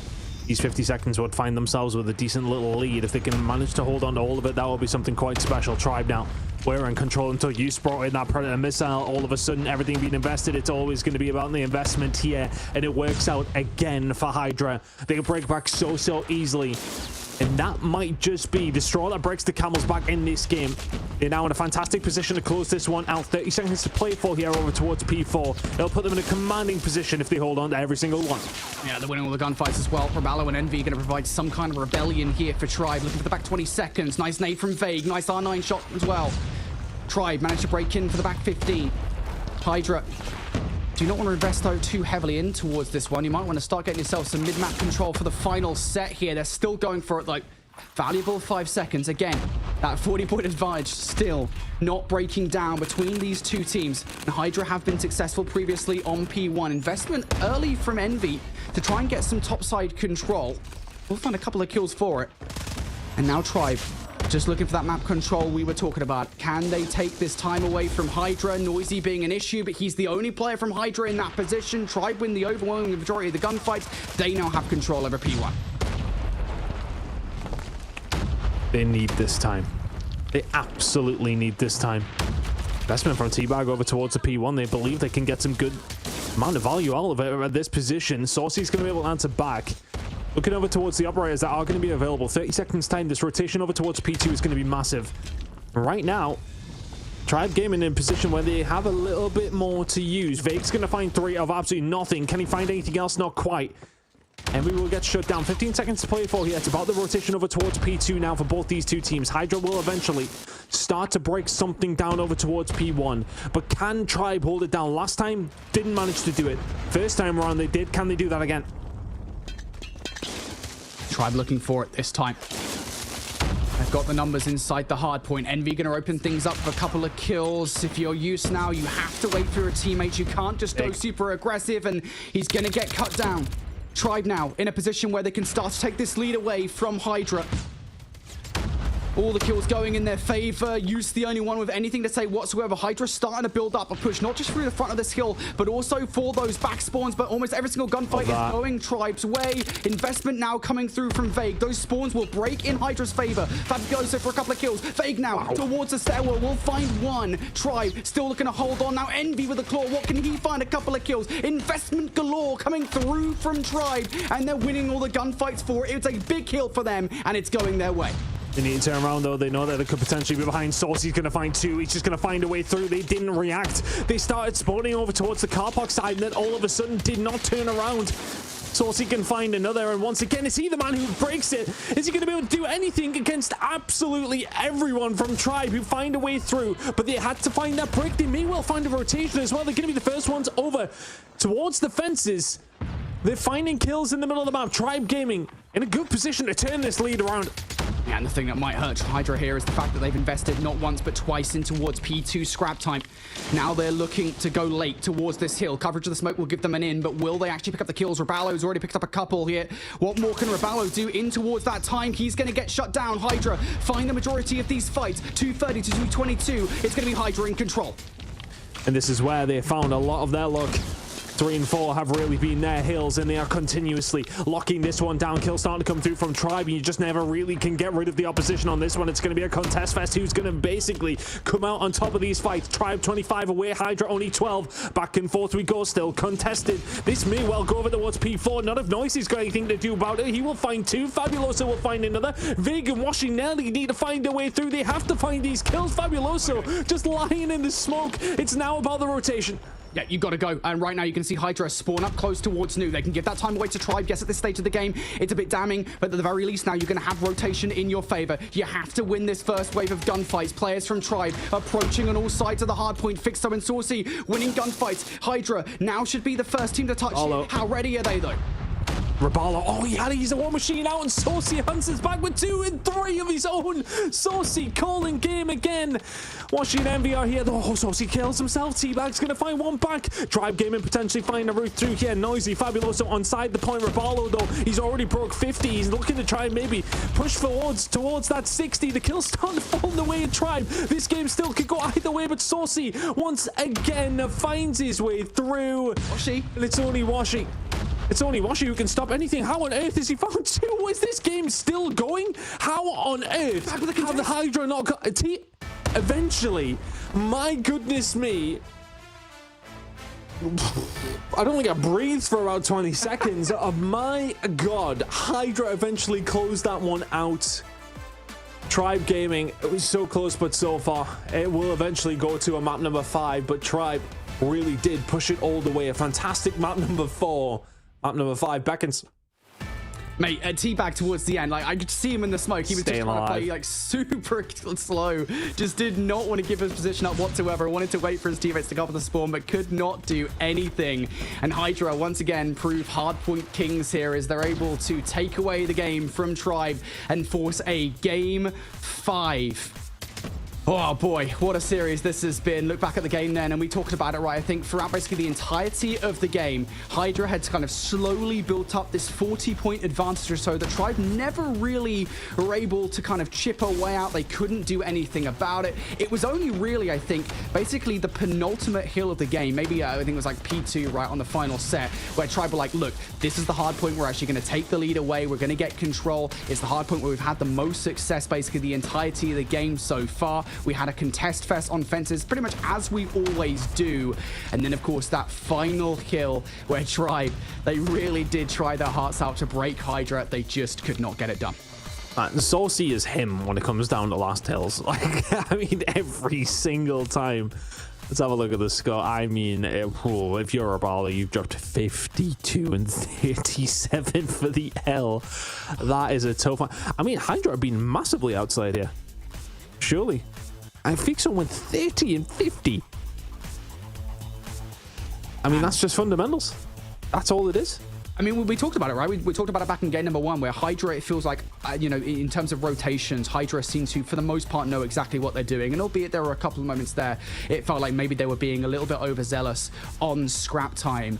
But beyond that, for the most part, Hydra are such a good team fundamentally on hardpoint, and it shows out in a situation like this where, yeah, feels like they have been outslayed, but at the end of the day, that does not matter as they as the team that came out on top. So, Hydra, 2 hard points in this best of 5 mean that they're able to force a game 5 versus Tribe. We go to a search and destroy, and it has to be said that the only reason, for me at least, that they lost that game number 2, albeit, you know, we've got to give Tribe their props because they played that search and destroy and fire range phenomenally well, was because Hydra just played really indecisively in the second half of the search and destroy. They played slow. They were nowhere near as aggressive as they should have been. And if they change that coming into this game 5, which I know is a huge ask against a roster like Tribe, again, there is a world here where Tribe do not make worlds. I mean, they'll be disappointed to have lost that map before. I did the quick maths whilst you were talking on it. It was a 31 kill outslay. Okay, that's a lot. that's a lot. But, I mean, look, if you're going to go irrelevant and we put Hardpoint to the side, you think about map number 2, and as you were mentioning, how the way that Hydra played it, you can't do that on Tunisia either. You have to make things happen on the attacking side. Tribe Gaming will be the first ones to be able to do that. They'll be offered the opportunity. How many rounds can they get, though? All right, well, it's Tunisia. You know, this map's defensively sided, generally speaking. Hydra going to be starting things off on that side, and they're going to be playing slow to begin with. A pretty standard defensive setup.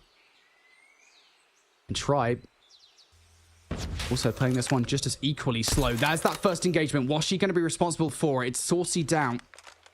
Does that give them any credence as to where they want to take this bomb?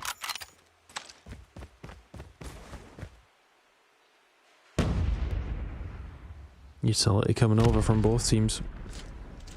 Being used from Hydra to maybe find a little bit of information. Is the A push coming through? Well, I think the indication that it is B is very much there now, especially that MB has found use. Now this push can start to formulate just a little bit more. Vig over the top. Smoke is going to be there. Teabag was momentarily disconnected. He needs to get back in pretty sharpish as Noisy will find Vig. So that'll slow things down. Hydra here in numbers. Huge.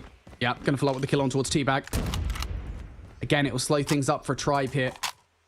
Still not going to feel comfortable enough about B. They've also got to keep an eye on the flank. That's what Ballo is up to in the middle of the map. And there goes Raballo. Ballo going to get cut down, but kill coming through from Washi. So now a 2 versus 2. Now no longer worry about that mid-map. You just need to get the bomb down and get the hell out. That's what they're going to do. Just tighten the angle here if you're Washi. Even Fixo, trading glances more than blows, but the shots going in will not be enough to take him down, and Fixo will just re-rotate himself back through that way. Washi's got this covered. This should be a kill. Oh my, as soon as he zooms out. Cut timing, if you've ever seen it. Second time of asking, though, of course, is going to get the job done now through the middle of the map. You go.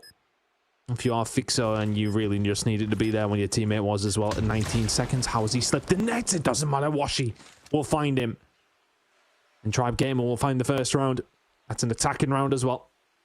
Big start from Tribe again to try and take these offensive rounds away from Hydra to penetrate the B site in the way that they did.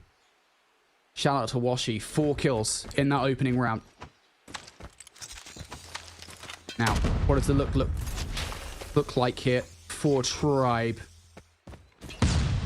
Slight change of pace. They're playing this one slow, but they're looking to play this one a little bit more towards A. As our Hydra on the defense, it has to be said. Still just getting a feel for one another.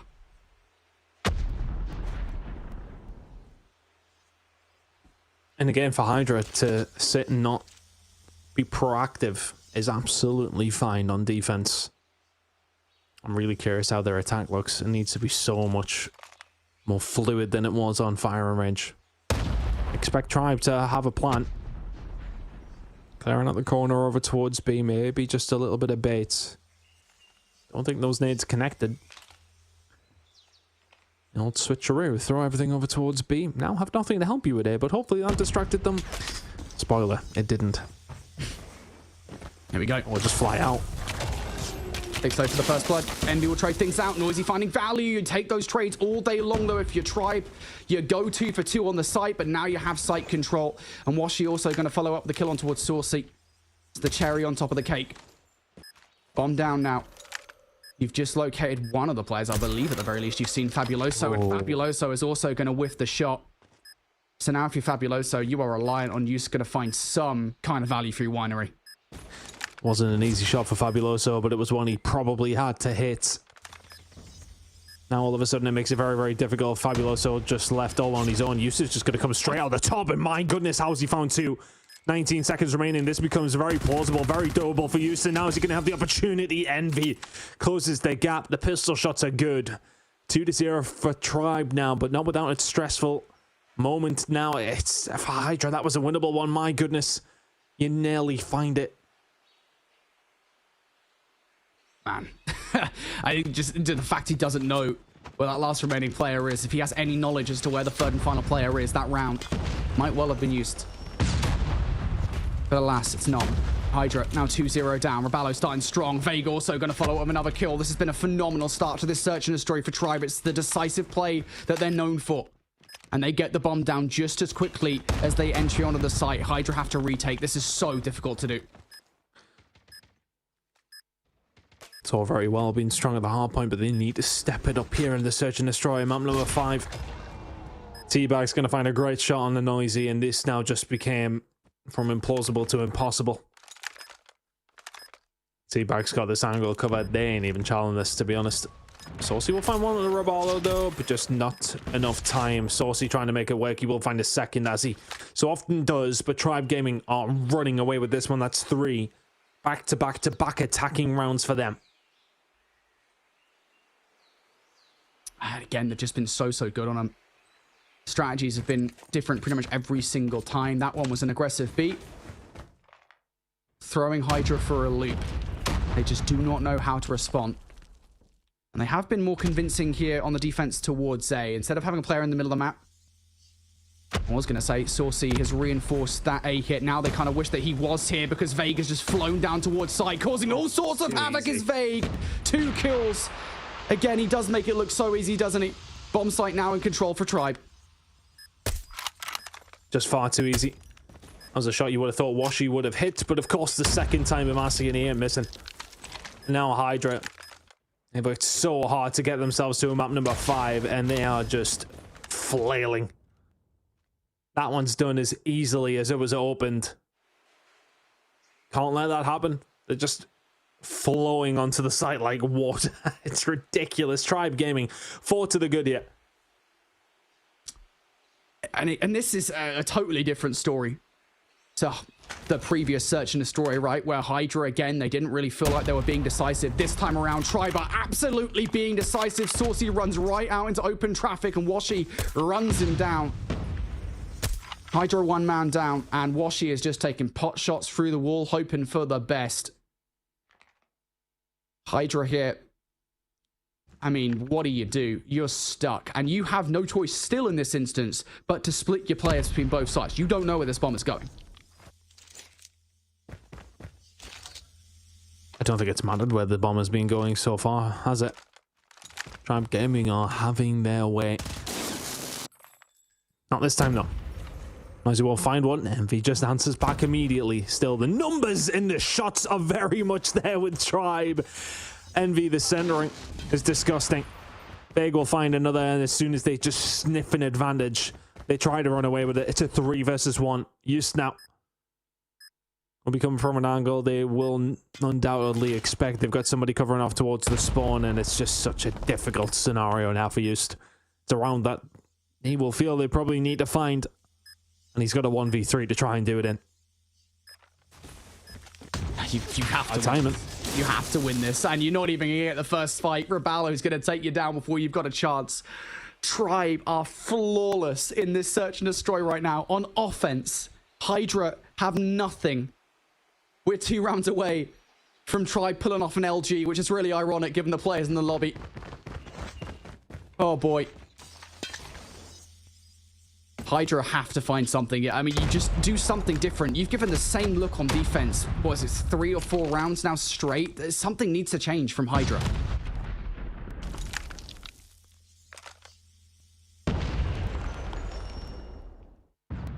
Tribe now putting the feelers out once again. Scouting out exactly what Hydra have been doing. And well, it doesn't seem to matter what they've been doing. Tribe are very much running away with this one. Considering how good the maps have been over the last 4, it will be a pity for both teams if this one was to end in this one-sided fashion. Smoke didn't quite make it through the window, but irrelevant. Was it enough of a distraction? It seems that way. You can see already Saucy, Fabuloso were tempted to head over, but all of a sudden they have changed their minds, and rightfully so. Tribe are hearing numbers over towards B. And again, first blood. Oh boy. Fabuloso will trade things out. Envy going to bring this down to a 3 versus 3, though. You take that if you're Tribe all day long. And you still haven't put all your eggs in one basket. You've still got Tribe towards the middle of the map. If he catches Fixo, it's to the end of the world. But Fixo is going to take Teabag down for the first time in this search and destroy. It does really feel like Tribe are at a disadvantage. And they're immediately going to try and flip this round on its head by making a fast rotation towards A.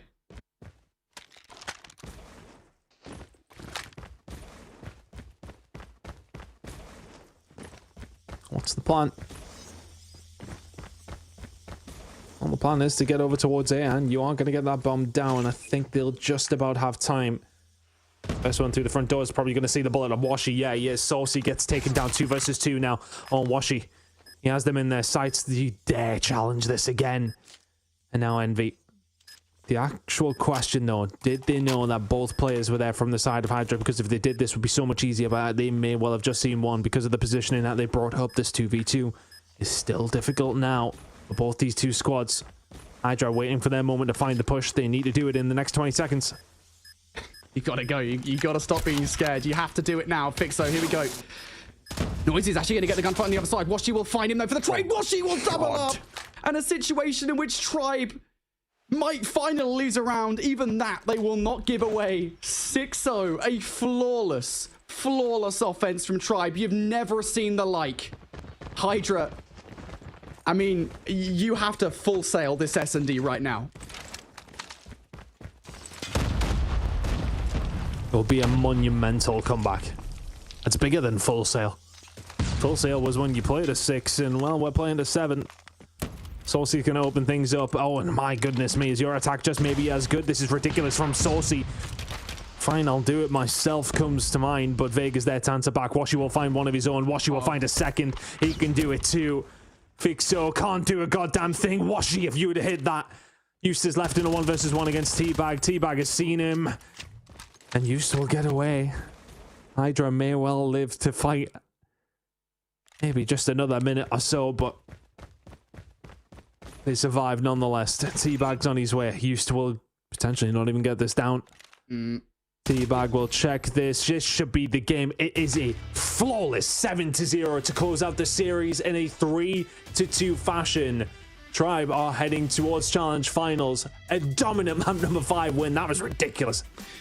I think Tribe has just given Hydra full-on colonoscopies, mate. That is insane. 7-0 in the search and destroy. What did we just see? What an anticlimactic finish to what was otherwise an insane best of 5. Fair play to Hydra in the hard points. We'll talk about that in just a second. But this search and destroy from Tribe is about as perfect as you could possibly ask for. Feels a little bit like redemption for some of the players on the roster, albeit it's a very different opponent. They're the ones to pull off the LG this time around. 7-0. Just a phenomenal performance all around. And just the way in which they're able to get on towards the site. I will say this much. Hydra didn't really change anything. And so I think as the search and destroy, as these defensive rounds, went on, Tribe kind of felt like more and more they knew exactly what they needed to do. But still, man, I'm gobsmacked, honestly. I don't know what to say. That is an insane search and destroy performance out of Tribe. And I think just something to point to, like, you look at some of the 3 and 4 from Teabag, 3 and 5 are a Barlow. Yeah, Vega and 5 nice. Yeah, 63 from it. 15 and 3 from Washi for a 7-0. There is MVP for performances, and then there is things like that. As standout as you could possibly want from Washi. Just not actually playable in that scenario. Tribe Gamer will take it in 5 maps. Lauren, I'm happy with these map number 5s. I'm happy we get these series going the distance, but give me something back the other team when we get there, man. Come on. It took Tribe a little bit of time to warm up today. Oh. You know, to get to where they needed to be, which was the challenge finals, as Tribe Gaming are the 4th and final team who make their way through, knocking out Hydra, who put up a really strong fight against the Tribe squad. It was just not enough, as you all saw in that final S&D.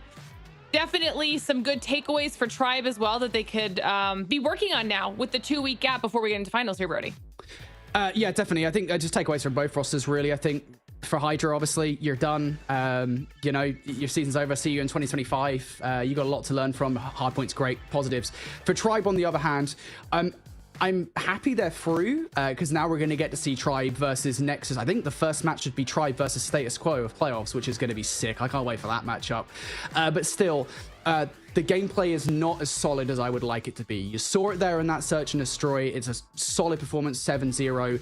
Your hard points, I think you need to work on that to make sure that you're getting your rotations down to it. I mean, they know this. They're going to be putting in a lot of VOD effort, I think, before playoffs, before they face up against Status Quo. But if they play the way they are right now versus Status Quo, I don't know if I'd give Tribe the edge in the series. They got a lot to work on.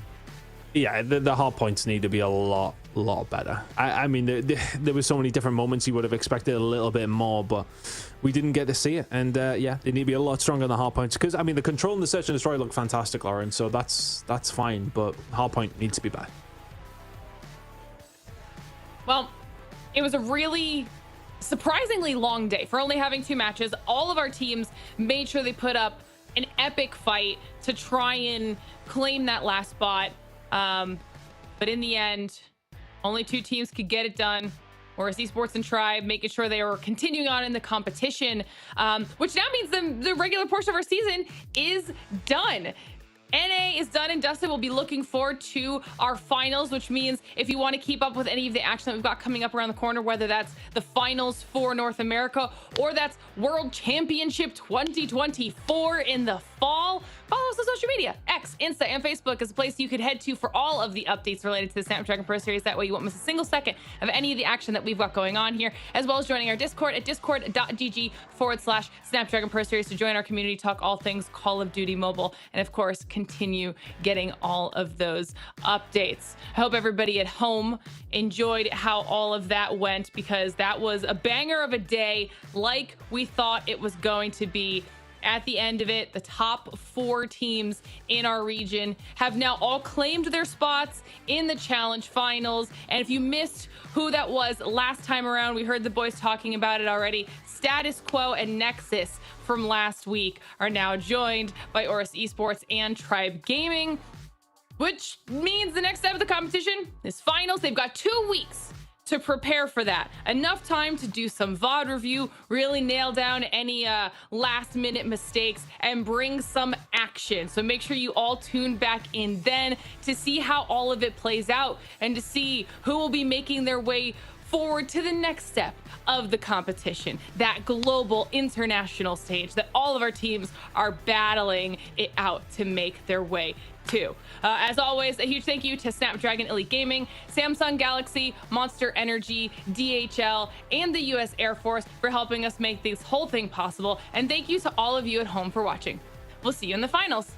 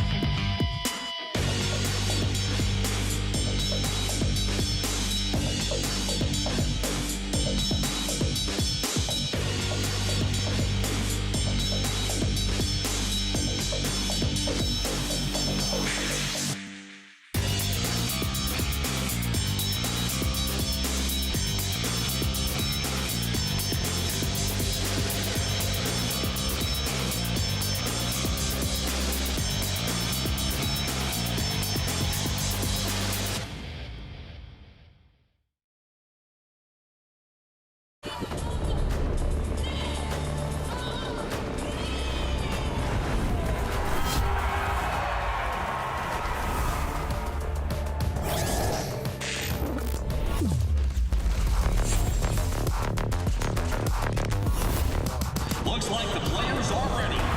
Here we go!